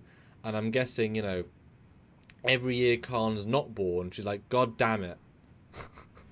More waiting. Because she's not, as she says in a later scene, she's not here to cause damage. She's here to do one mission. A very critical, clinical one thing. And so the rest of the time, she's not doing anything. So she has to have a life. She has to buy that camera. She has to find a gun. Like, she's having to live a real human life until the moment she do this. So I kind of get that she doesn't feel Romulan anymore, because she is 30 years removed from even being with a Romulan. So I'll give her that pass. Yeah. It feels like she's also gone rogue a bit, because she does say, our people have been slowing your progress, but they should have gone much further than blowing up a couple of labs and bridges. So she's got this vendetta for Khan now, because she punched it into her computer simulation and it showed her. No, I agree. I think she has gone, not necessarily rogue per se, but like she's going off the basic. Same thing. It's like in Stargate SG-1. You have the humans come in and they're killing system laws left, right, and center. You talk to a Tok'ra and their plans over 1,000 years, and it's like, well, how many system laws have you killed? It's like, well, none, but we're slowly building power, and we're like, well, we've killed 12 in the last 2 years, and it's like, yes, you have. So she's definitely doing a side plan. So desperation, and maybe she's pissed with Starfleet as well. So it's definitely a weird vibe. I wish she'd been a bit more stoic, or if she'd like done this little ear twist and the ears revealed. I was kind of waiting for that, because her hair is clearly hiding the ears, like she was wearing a hat. That would have been kind of nice. But it's an interesting vibe. I'm not going to say it's not Romulan, but I'm going to say it's she's at the end of her tether. Yeah. And the fact that she kills Kirk, she's murdering people within a second. She is not here to play any kind of game. I like that vibe. It's very unusual. So, the Doctor though says the Great Khan Empire began in a Toronto lab. LOL. No, it didn't. Everybody's like, Khan is Canadian. It's not funny, guys. Canadian Indian, yeah. It's just a corporation that has offices in various cities, and if they're trying to hide the fact, they would move around quite often. He's just currently being held in Toronto, that's fine. It's fine. Yeah. Anyway, the whole try me. If you shoot me, the alarms are going to go off. Bang! It's like, whoa, shit! I did not expect that. First of all. He's edited really well, actually, the way that plays. Yeah. And then the alarms do go off, and he says, not bluffing. But I love how he says, say hi to Sam for me, and she's like, no. James. It's like, okay, my last request is to say hi to my brother, and you said, no, bitch. Wow. Also, it's weird to hear him be called James. He never is. Ever. I know. Kirk or Jim. Nothing in between, which I liked. Like, that bred a whole new familiarity with him, which I liked. Yeah, a couple of thoughts on this. I like her, the Roman's lady, of like her acting of like probably a mistake. Okay, I'll own up to that mistake. I thought it was quite cute. Although her overacting of James T. Kirk twice, too much. And I absolutely adore, in a sense of it's so stupid, the gun CG is so bad. She does this. And you can tell it's well, that's later on, but there's like a frame with a gun, and you can tell it's entirely a CG. Like, it's not done the thing, and the way that it's just really not good composite. I mean, can you shoot blanks in Canada with, I'm sure, COVID blanks after the thing in America? Like, we'll do it in CG. Feels like a not good CG. And also, I don't like Kirk's face when he dies. We've seen Kirk die once with incredible strength and stoicism. I know this is a much younger one. I wish he wasn't quite like, not really Kirk-like. He's too bold. He is Captain Kirk. He is a captain of a starship. I wouldn't have gone for that face if I was him dying, but we move on from that, and we leave Kirk to rot in the corridor. Fun times. Well, Good Tea Nice House throws in $10. Thank you so much. Hey, Captain. From one Ontarian to the next, what did you think of that stupid, nonsensical Cashman or Harold the Jeweler commercials? I thought the bridge was interesting. It was a cool-looking bridge, a cool design. They need to actually make it. I think that'd be kind of neat. But, yeah, it was and funny with those ads there. General Grievous, $2. The sad truth is, we can't have a. Oh, I already read that one. Sorry, I did skip yours. Apparently, Good Tea Nice House. I apologize. Thought it was just next in the queue, but Simon Uphill though, €20. Amazing, thank you. Hey guys, enjoying Strange New World Season 2 so far? Good, fun episode today. Yes, it was a great episode. Yes. And then she like brags about killing James T. Kirk. I love how earlier she said it's just funny I didn't recognize you, so you know, it took me so long to recognize the great James T. Kirk. I would say your reputation precedes you, but it's the other way around this time. That's funny. That's great. We don't know where she comes from in the timeline. We don't know if she's TOS. We don't know if she's TNG. We don't know where she is exactly in the timeline. I mean, she has a time something, and there was a... yeah. She knows about Temporal Cold War. Although, in fairness, she could be from TNG and someone's told her the Time War. I mean, maybe she was a radical from TNG, pulled in the Time War like La'an was. That'd be kind of fun. Yeah, I mean, yeah, we don't have an answer, so... but yeah, then she just goes, we do some corridoring, and mercilessly shooting people, and it's quite funny to me, because that's how villains should act. Freeze! Yeah. Already been shot. Like, that's there we go. And I like that Arn is this... She's not Lara? Alara. So she's a strong lady, but clearly the idea of her being any augment, is not remotely... Like, she has no enhanced strength, clearly. There's not even any sense of she's even holding her own against this woman. This woman is beating her senseless. Not to beat her, like she's just winning this fight, no issue. Which I like that's what would happen. It's just funny because she's a much more small, timid-looking woman compared to an actress who looks quite strong. She does not look strong, the other woman. So it's kind of funny to see that. But then we get boom. Oh, yeah, there is a reactor. Reactor control, educational, dormitories, 12 to 20, genomics, genetics laboratory. As bam, we instantly get thrown in without any sort of... Ooh, there we go. Wow. Kahan. The one and only Stuart. We have not seen a real Prime Khan since, 1980, whatever. The Ricardo Montalban, who's totally not, maybe Indian. And Cosmo says, ooh, maybe that is the Kirk we see in Picard Season 3. No, because if you read the words, the Operation Phoenix on the door, Section 31 thing, it talks about Viridian, and that's where they recovered the body from. It even mentions Picard was there. So no, it is not the same Kirk. For the second time in this live, no. JS Sounds, in Canada, no one locks the doors. So there you go, they got in because no one locks the super secret building doors. He's not wrong. He's not wrong. So what do you think, Stuart, when Khan's name for realsies showed up, boom, there it was? I kind of went, oh, fuck's sakes. Because everybody's going to bitch and whine and complain that this fucks with the timeline and blah, blah, blah, blah, blah. And sure enough, that's what we've got. So, but I love the way that they kind of did it. And it's explained by her. Like, there's temporal wars fought over this, trying to either stop this or delay it. It's supposed to happen in 1992, and I've been here for 30 years. It's like she's pissed. So Wait, is she royally pissed? Royally pissed. And this is definitely the exposition scene, and I do quite like it. This, I can imagine, is quite a hard scene to write. I don't think this woman delivers it with quite the strength that a giant temporal logic loop sandwich scene needs. But again, she doesn't freaking care. She spent 30 years. She's going to shoot a guy. So there's a reason behind that. I loved her like the computer simulation told me to. Yeah. Time is like a black box. It's too complicated to leave to intuition. So we build computers to tell us the results of certain changes. It's like, I'm just following a computer. That never went wrong at all. That made me think of the Krenim. Calculate what this will do. Yeah. Actually, yes. Yeah. So. I mean, yeah, you've got to really, but it isn't. I mean, we've never had that as a what if killing Khan. That's never been brought up. How that affected what? I'm kind of surprised, although also relieved in a way. This is obviously a would you go back and kill Hitler parallel. It's a question that's been asked for 50 years, right? But obviously Hitler caused the world to come together, and we would be an entire different world, right? So there, because he is the Star Trek's Hitler, after Hitler. Yep. So Absolutely. Yeah. just that moustache, more peck, less moustache.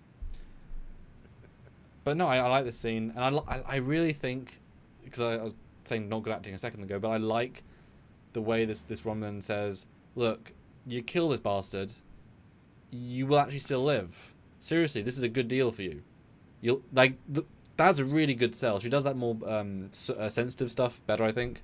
I really believe in it. She's, let me do my thing, you can do your thing. Like, it's all good, right? Like, I would not have said she was going to kill Arn remotely. This is totally, they could have been partners in it for those last 5 seconds. Yeah, it's good. And then thwack, and Fight scene's kind of, it's all right. I think it's better than like the one we saw in episode 1 with all the Klingons, but it's a little yeah. It's a little prolonged, and she does use the same thing that M'Banga just taught her to like once sideswipe and use her energy against herself, which is great. But Oliver Lavery Farag, member for 12 months at the rank of lieutenant. Amazing, thanks so much. Says, facially, I thought this kid was a good fit as a young Khan, but if Khan doesn't have a Mexican accent, I'm not sure I can buy him as an Indian. Yeah, great casting. I don't know why I really resonated with that. But yeah, maybe he lived in Mexico for 10 years and got a Mexican accent. It's fine. Oh, that was great. I really liked his vibe. And Chuck says, but Romulans hate AI according to Picard. Well, no one argues that the ship's computer is actually AI, even though it really is. It isn't, because all Romulan ships have computers. But besides, I mean, these are presumably future Romulans, not the same logic as present. I think I know why the fight scene's not great. It's because they have 6 foot of blank brick corridor and 2 women who just, there's not a lot you can do, and so they just moved on, right? Because it is very abrupt. There's a little thing, gets in, shoots her, no hesitation. Absolutely love green blood spatter, or should I say green CGI dust. Really I was like, that's nice. great. So when I saw it, I actually said, that's great. And then, you didn't notice this, but I was able to let you in. As soon as she starts falling, she has head ridges. Now, they're weird head ridges, but of course, if she's like 23rd century or whatever, I like that her hollow whatever stopped working, or I don't know why, right? But there's something on her forehead which could be ridges. And that's such a nice touch. You know, green blood, she Romulans for the last like 1 second of her life. And then she, sci-fi cyanides herself while still alive. Oof. It's pretty great. Yeah. I mean, that's a time remnant removing thing, and a win. Yeah. But the button goes blue, the timeline goes green. Sorry. How does is it? I guess it's maybe like a signal with the relativity or something, or I don't know. It doesn't matter. Is it no? I don't know. I don't know. So she doesn't have to go into this room at this point. No, we're done. Just hit the button. Yeah. Now, did you think she was going to shoot Khan at any point? Because she keeps the gun in her hand. No, I didn't, because of what she just said outside the door. She said his legacy is, being a tyrant, torture, murder, and me. So she's owning who she is, and yeah. No, I love the music swap to very Indian-esque. I got that vibe. Really like the music choice. I like the editing here. I like the kid's vibe. I don't like putting the gun on the counter, but whatever. Like, he's not going to grab it and do something. He's played for innocence. Because you're not necessarily born a tyrant. Nature versus nurture versus who you're with versus, he's wasn't even taught to be a tyrant. He was he was super intelligent. Yep. Everything was more enhanced. Yep. So that's why all these formulations are on the wall. He's like learning a lot of things to be this great person, but the ambition caused him to get tyrannical. Yeah. So. And of the pack, that's the whole point. That's why the class thing's so good. He's just one of many. Any of them could have been, but all the things conspired in his life to make him be the best, be whatever. I was wondering what it was, but yeah, it's the you're right. He's so clever. He drew this lake was building and the full reflection, so he had to think in mirror, and it looks very good. So that's actually quite clever. And And yes, the doctor, she did leave the gun there. So Khan would be blamed for the death of all these security guards and cops in the hallway because there's a gun outside his door. He gets beaten every night, and that's how he becomes Khan. It's like, fair enough. Maybe this could be the impetus for it. Although it's odd that he literally lives in the lab, because you can see there's a computer that's on with a jacket that does not fit him, with tech that it's a weird set piece to do. Maybe he lives with his doctor, because half it's kid, half it's work. I don't get why. Well, the sign did say dormitories. That's what a dormitory is. Or I guess, like in colleges. What, you share it with your office, doctor? Your office and your bedroom. No. But it's not his doctor's room. But that's what I'm saying. But that jacket's too big for him. And is he the one doing genetic experiments on himself? He's a kid, maybe. No. But No. It's like Stranger Things. They got the doctor that comes in and like talks to the kids and. Yeah, but they take him to a separate lab. They don't each have the tech in their rooms. They have a room with tech that they take him to. In this case, this is different. Each kid has their own room. We don't even sure all the kids are here. The kids could be scattered in different cities and different countries. This is the Khan city. Canada for Khan! Yeah. I just noticed it. It's interesting. So I'd like to know... Kid's jacket. Come on. He's a very small child. Look at the kid's arms and look at the length of the jacket arms. That's his jacket. Yeah. He's very small. And yes, chess, which is a nice, cool future back, whatever. I wish I could read what was on the computer's display, though. Or some of the props had been, Trek, elements. Don't know how they would have been, but I would like to know how much freedom he had as a kid. Like, could he walk around? Could he, was he actually a prisoner? I don't know. It was a good scene with an interesting vibe. Well, his door was locked. It doesn't look like there's a thing on the inside. So it is nighttime though, so maybe that's yeah. I mean, he did hear gunfire, so he's allowed to wake up from gunfire. So, and then no temporal prime directive, just gonna beam it out in front of him. That won't inspire him to take over the world at all. The Dark Lord Revan, $5. Would have been better if the room was empty. Then an adult Khan comes out and kills the Romulan and lets La'an go. Jesus. That's a very different scene. Don't know if I agree with that. Oh yeah, and the security cameras, of course. Yeah, I mean that. Although, like we said, I assume that Romulan turned them all off. The whole building. Otherwise, yeah, she's just shown time travel or whatever, teleporting. But she beams in. She goes to the bridge, and all is well. The lady from the past may know her, may not. We'll never know. Let's just talk about. I checked about the statute of limitations. Is there a statute of limitations on stealing ancient artifacts in a utopian future? Yeah, let's ask our security. I think we'll let her go this time. Like, oh, okay, thank you. Yeah. Although, boy, if number one and her on the same step, Jesus, she's a tiny woman. No, she's down lower for sure. Okay, because that's like 3 foot difference of height. Yeah, no, she's not. Yeah. And Pike's cameo. Well, he had just had his kid at the beginning of this, so it's just 3 episodes of these are his cameos in essence. But it works in this context. And Pelly and Jill says Pelly has a look of recognition here. I thought so too, but at the same time, there's also security coming on board while she was talking to the captain about a stolen masterpiece from the Louvre. So it could just be like, oh shit, security's here. And also, at first I thought it was recognition, but on second and third watching, it doesn't seem like it. Yeah, on first you're looking for it. On second, I don't think it makes sense, especially if what is she wearing? That's the huh? Like, I think that's more what she's seeing. That's me, anyway. SPS Guru 2,002 euros with a CGI Ricardo Montalban. But they can only afford the pecs, though, the CG pecs. And Sturm von Ulk, $5. Doubt prisoner, it is La'an's Khan. DNA that opens the door. Unclear. We've had this debate already in this live. I don't know. Yeah. I don't know. But Cosmo funny.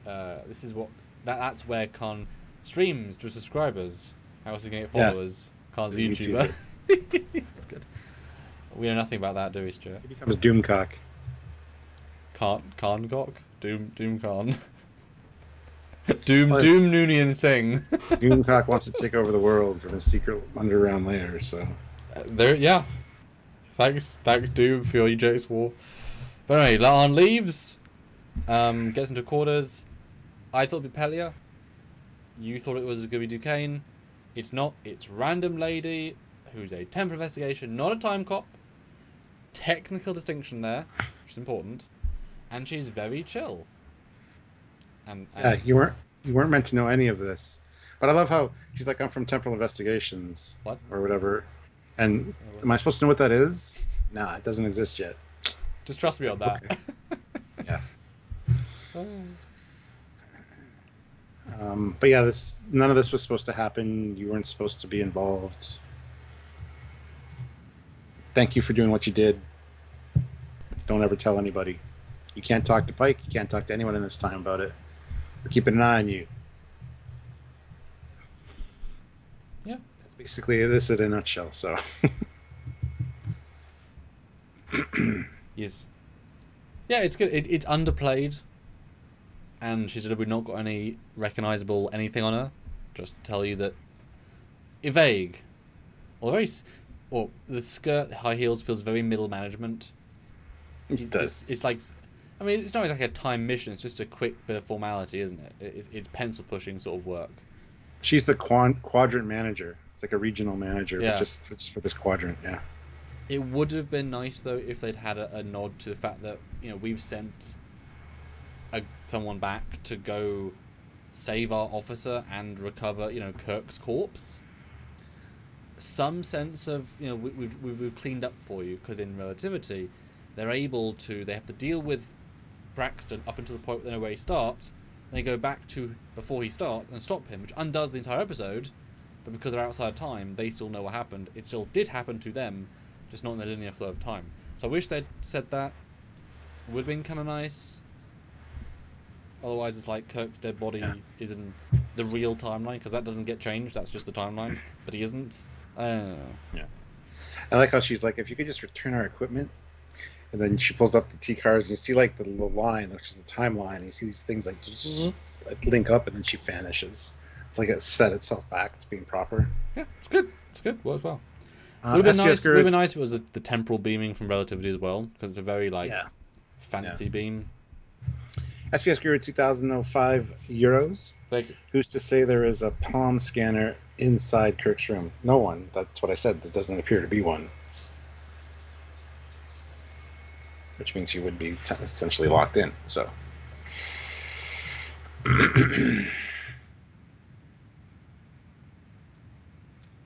And then she calls up Lieutenant Kirk, who's readily available. At literally a moment's notice. That moment being 1 moment. And it's like, hey, do I know you? And she's like, no, but I'm on the Enterprise. And he's like, oh my God, what did Sam do? I like how he's like, I think Sam did something stupid, as opposed to, oh my God, tell me Sam's okay. Right. It was, oh my God, what did Sam do? It's like, oh no, didn't mean to worry you. Sam's fine. Just wanted to make sure that, I forgot something for his file, birthplace. Yeah. It's like Riverside, Iowa, on Earth. Yeah. It's cute. It's cute. Yeah. Anyway, and did you notice how high his badge was? Like his badge is all the way up here. Yeah. So you can see it on the pad. Like it's way too high. Yeah. I don't know if I thought you would notice that for sure, but. Yeah, he's small on the TV when you're far away from the TV, but yeah, it's definitely weird. And it's interesting, he's only lieutenant. That's several ranks away from captain. That's a good 5 to 7 years career. That's quite a way. But like we said, if it was Kelvin timeline, he'd be an admiral by now. And I like he ostensibly does ask her out with a super lowercase a and o. And I really hope they go into that more, because they actually had a good chemistry as actors. Good for them. And they spent 60 minutes building it. That's their double up for the entire thing, give or take. And it's a good rationale, to sort of accidentally force a conversation. I'll tell you about your brother. Like, that works really well. So yeah, that was a nice. Yeah, it's good but daft. And thank bloody god it wasn't real time hologram. Thank the great koala discovery bullshit is gone. It works so much better in a nice little pad. It feels like FaceTime. It feels like a very personal conversation. It feels very focused. There's him standing there and walking around, and it's really intimate this way, and much cheaper to film. And then yeah, she has a breakdown, and it's quite emotionful. And you're still muted. Goddamn Skype. All right. Yeah, she just breaks down, and it's a very poignant ending. Yeah. So, but yeah, I do hope that there's more, because he's like, hey, you want to hear more stories about Sam? Next time we're on a story base, I'll take you out for drinks. Like, I love that. And then, yeah, focusing on the watch. It's like, ooh, that might be important later. Like we've said, I genuinely now hope she's temporally investigatively pulled in to do missions later. I said in another review, it would be tremendous if now they, kind of like Section 31 Bashir, they pop in and they grab her and they take her in the TNG era. Because we've seen Muted Against You. Hello, I didn't even hit it that time. I don't know why it's doing it. I'll signal when you're muted then, because it just do it randomly. I would much rather have a temporal investigation than a Section 31 show, hands down. Wow. Way more interesting. Oh, yeah. Although dangerous, because they could ruin every single timeline that way. Let's visually update every single uniform. They didn't do the T-cards. They were perfect, so good for them.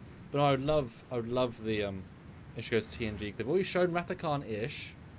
They've shown this T-cards. They have shown a cognizance of future stuff. And they've gone in forever. I mean, yeah. So they could totally do a TNG something. Maybe, like, can you imagine if they build a Type 6 shuttle interior? Which is not that difficult, let's be honest. And you could do an entire super canon TNG feeding film for relatively low money, especially if they build it on the LED wall stage and actually have the screen outside the window and everything's interactive. God, that'd be really cool. Yeah. Literally, they were Degra. That exact scene, that exact situation, just in canon, would be really cool. That pisses me off how fun that would be. And there ends the episode of the Khan's return to the past of the Singh dynasty, and the second alternate universe Kirk in as many seasons.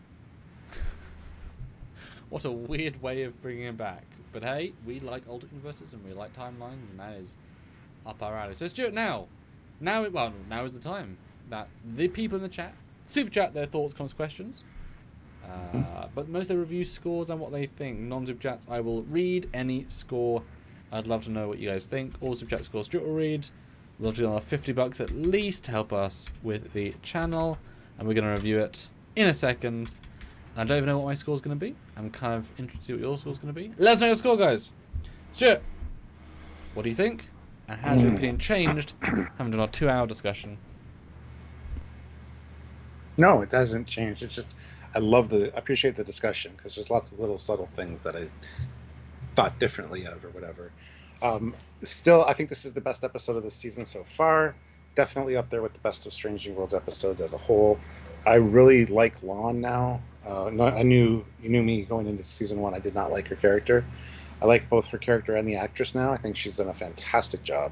A lot of depth there, a lot of potential. And I really do hope that she becomes a temporal agent, honestly. I think that'd be a great way to do it. All that being said, I love the Canadianness of this episode. The most Canadian episode of Star Trek ever. Probably will never be topped. And I like that personal connection. That's pretty cool. I think Paul Wesley did a fantastic job as Kirk. I've changed my opinion on him. I've stated before, I didn't think he had the gravitas to pull off Kirk. This episode definitely made me like him a lot more. It has more of the Kirkisms, reaction to things, and just kind of being a smartass that the young William Shatner had in TOS. So I really kind of appreciate that. Yes, he's not emulating Kirk. He's doing his own thing, but I think it's working, and he's doing a really good job with it. So I'm looking forward to seeing more of him for sure. Pelia, I thought she was fantastic in this as well. So, yeah, Yeah, yeah, it's a great episode. I just wish, actually, I mean, even though the con stuff and the time travel stuff was explained well enough for me personally, there are still a few questions, obviously, which I wish they would have got into, and I wish they would have had a different casting for the Romulan person. But you don't want somebody that looks kind of sinister to begin with, because then you're like, oh, this was a very like, let's throw them off the scent with this innocent person. So, all right, score wise, what scores are we doing? Is it like 3 or 5 or 6 or I don't know. 12. 12 scores. Score Okay, for good. every different season of every show individually, every first season, every second season. No, personal enjoyment / what you give it overall, all of the new Trek, and all the Strange New Worlds. Personal enjoyment overall, I'd say this is like a 9.6. Canada, yeah, makes sense. Well, yeah, it was, All of the new Treks. all of the new Treks. Oh wow, this would be a 9.5. And then all the Strange New Worlds. Which All is better? All the Strange New Worlds. Probably have to go 9.2. Okay. Interesting. So top tier Trek. Yes, guys, super chat in with your scores, please. Hit the like button. I want to get to 120 likes. Yes. Finish voting the poll as well, guys. And yeah, $51 would be phenomenal. Any support helps. But let's finish the poll as well. With 126 votes, how did you feel when you saw the 29th century Trekyards display? 59% yes, loved the canon love. 20% or 21% just changed. I didn't notice honestly, and 20% it's okay. So a lot of people noticed. Huzzah. Yeah, so your thoughts. Yeah, so my final thoughts. It's both better and worse on second watch, for different reasons. But that's kind of a fun way of watching it back to back with itself, like experiencing two entirely different watches. It's an episode that really benefits from the twists and turns, but on second watch you really appreciate the journey she goes through. But it's less engaging as a story, but the character stuff works better second time. So it's a funny episode in that regard. I'm excited to see where it goes later. If this sets up future things, it'll be even better.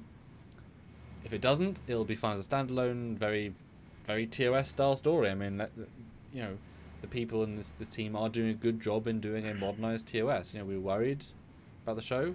This is a fun episode. It's good in its own right. Yes, you could argue some of the Kirk stuff is silly, but so much of it is actually very clever. So you're allowed to have extremes when you do so much good. I think not everything can hit, and it's obviously personal preference as well. A few minor real problems, a few slight pacing issues, maybe not the best casting when it comes to all facets. The Romulan lady played the crazy nut conspiracy theory perfectly. Played a murderous Romulan less well. Casting for both kind of difficult, right? They're not the same role. Acting was great. As a filmmaker, I appreciate the fact that this was deep COVID, and we've seen behind the scenes stills of people walking around with full face masks in the open air. Like, this was that time. It was really, really whatever. And so you don't see a single. It doesn't come across at all. So well done for them for not having it linked to that era, because this means it will stand aside or stand up as a that piece forever. Good job them. And it once again reminds me how good this Lan actress is. She has a decent range, and you feel a depth from her that is appreciated from a character that, when you pitch it, sounds ridiculous. She's she's going to be a descendant of Khan. It's like, that's fan service gone wild. It's like, no, actually, There's a lot of depth. They have done a good job with depth here. I think most of it is the actress being so well cast. No offense to the writers, but she is elevating what you're writing, and then you're able to write more for her. She does better with it. It's been a process, so she's doing a lot with that. Score-wise, there's not a ton of that secret sauce. I'm looking forward to getting to the 9s. If they'd had the tricorder, or if he'd had her a phaser like in other episodes of Voyager, that would have been secret sauce of like fully going relativity. And I joked in another episode with you, if at the last scene you hard cut to the agent beaming to relativity, you show the set on the LED wall, you have, if you want to go full on, you have an older Duquesne in full uniform, She walks up to him and says, I think we've got a new prospect for the agency. I agree, agent. Cut. That would have been like secret, multi-episode source at the end. Weird ending, of course, but would have been whatever. It's too soon for that. It would be better like later in the season. Yeah, but that that would have been the secret source of like crazy cool. Score wise though, enjoyment. I'm gonna give it an 8.9. I can't quite give it a 9. Too much of it is normal, but still very, very solid. All new Trek. I mean, doesn't do a lot wrong. That's a high bar for modern Trek, where so many seasons did stuff wrong. All new Trek. Yeah, but I like a lot Lower Decks better. Pacing helps. I'm gonna say 8.6 for all new Trek, because Lower Decks really skews that. Stranger Worlds, definitely top half. Stranger Worlds, because it appeals to me. But I enjoyed, several episodes more than this, but not many. I'm gonna give it a 9 for Stranger Worlds. I think I'll go bold for that, because I think in this show it's one of the best because of what it does with canon. But it's fun to have different metrics. Yeah, so there you go. I did meet you on the 9 train. Just there you go. Perfect. Yeah. So no super chatted scores for me to read. What? Right? Oh my god. You guys a chance to have like the last super chat super chat snipe. Go. A 5, a 10 would be awesome. Yes. And another 11 likes would be great as well if you have not hit that like button yet. And control Stuart. You can make me say anything. I am like your personal toy. That sounds really dirty. Don't listen to me. Just saying. Okay, so non-subject scores. What do the fans think? We've got a 9, 8.5, 8.5, 8, 7.56, 7.5 from Jill. Okay, Cosmo 8.9, 8.8, 6.8, 6.6, 9.5, 8, 7.96. Milk does not enjoy it that much. 8, 8.4. 9 out of 10 from Hypno. 10 out of 11 for Sean. He's obviously timing it up. 9, 10 out of 10 for Discovery. Okay. 9 out of 10. 10 out of 10 for Donnie, of course. Thank you, Ozzy, for always being the voice of sanity for Donnie, of course. 8.5. 8.5 from Dad. Okay. It's good for Dad. Nice. Yeah, and Cosmo's right. Yeah, less is more. Absolutely. This is a good less is more. I would have liked more, but it has to be exactly to how I imagined it to be with Voyager. And so remember what I said last week? Like, it was a fantastic piece of television, good story, good writing, good acting, but I wanted some Star Trek in my Star Trek. This had the perfect amount of Star Trek in Star Trek. And usually when they do cheap episodes where you go back in time to modern day, we hated that in Picard season 2 because it was so stretched out and prolonged. This was perfect. There was like a nice mix of a lot of good Star Trek in there. It wasn't didn't overstay its welcome. It was just boom. And again, well written and beautifully acted. So it was a nice mix of what happened last week with what I like in episodes of some Star Trek, time travel stuff. Yeah, I mean, you're right. This is the definition of not being a Star Trek episode in terms of it spends all its time today, but the fact that they have sonic shower jokes and chess jokes for other Trek and Romulans and time travel and Khan. I mean, they grounded it in as much real Trek intertwining stuff. Yeah, exactly. Well said, because it is, it is a Guardian Edge of Forever, but Guardian Edge of Forever had no Trek to base itself on. Yeah. So it was just modern day. There you go. This is obviously utilizing what we know to try and grab as much little extra stuff as we can. So yeah, absolutely. Well said. Yeah. And Canada. Poutine, eh? Poutine is now officially canon. I'd have to get some poutine tonight, maybe. Yes. Sergeant Montgomery throws in $2. 8.5 out of 10. Temporal snipe. We are never late. Temporal investigations. I like that. Yes, temporal investigations are never late. I like that.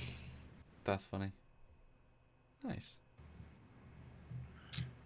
Yeah. And Sternbonalk says, I really hope this is the last time travel alternate universe episode. I don't. I love them. What a giant thing to remove from Star Trek concept-ing. Yeah. Gosh.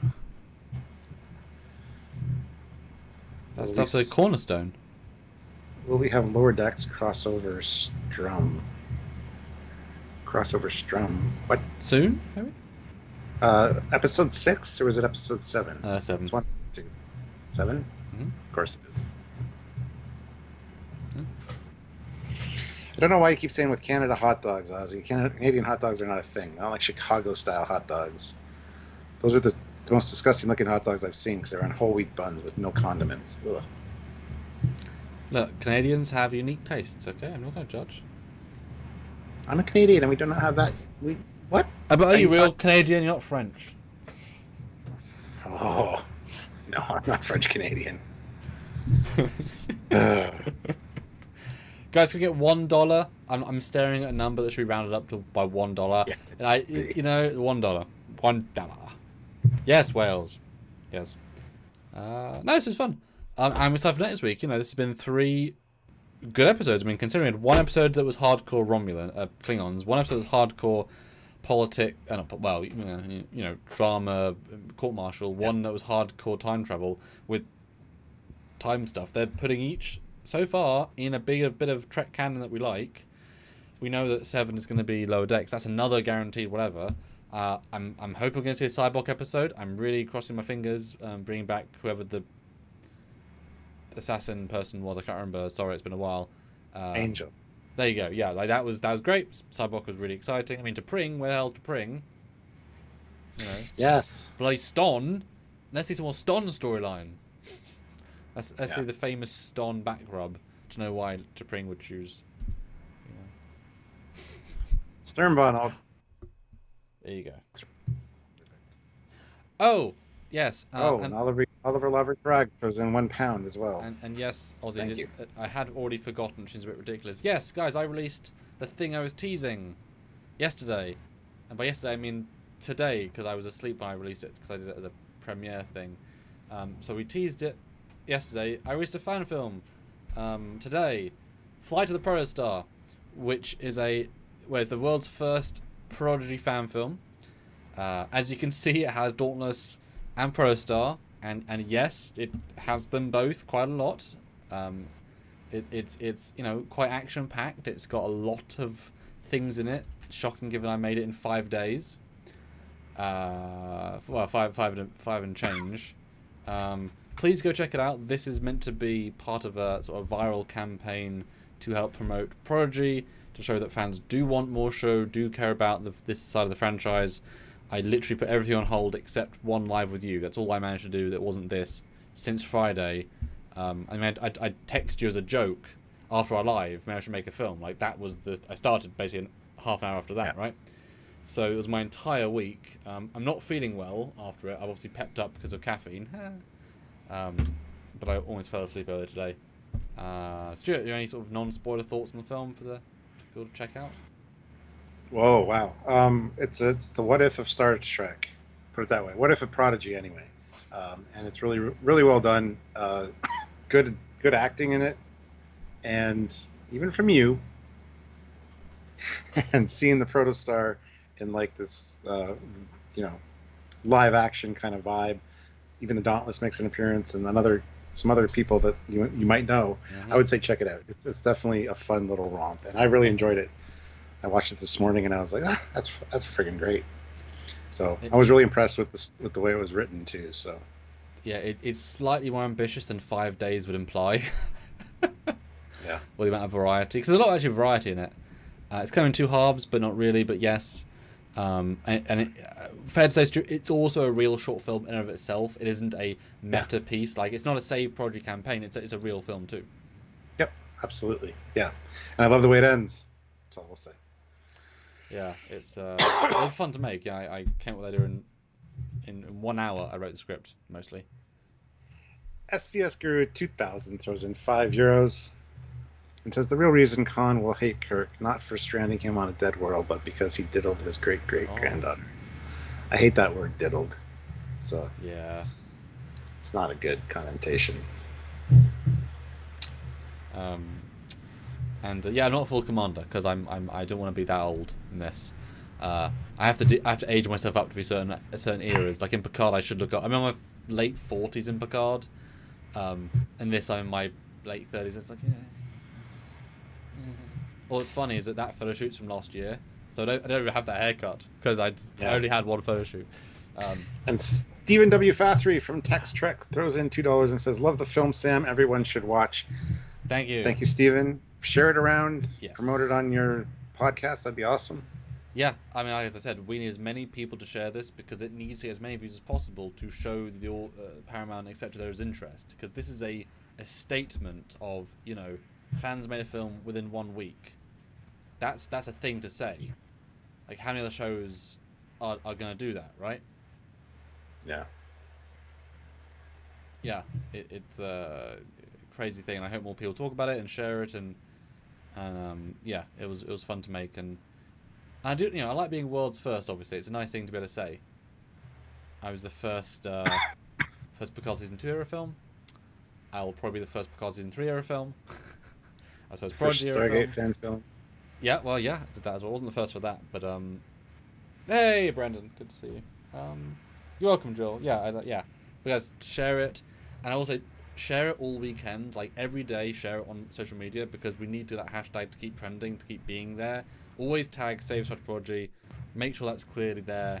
Like I said, this needs to spread as much as possible. Yeah.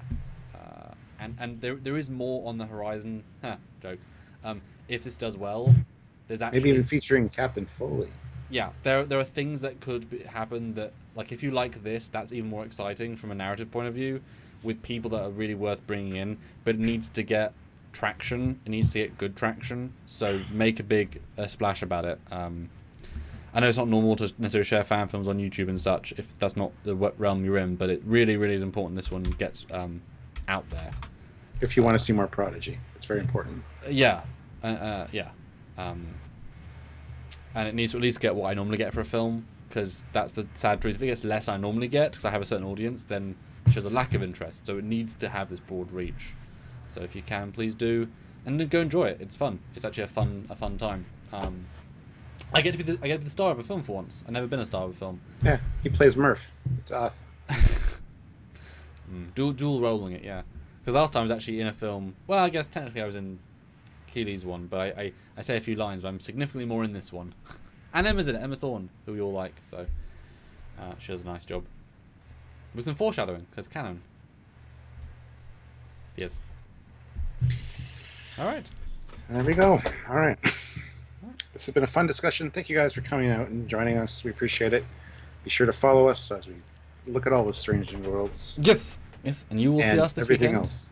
We'll see you next week. So until then, he's Commander Calkins. He's Captain Foley.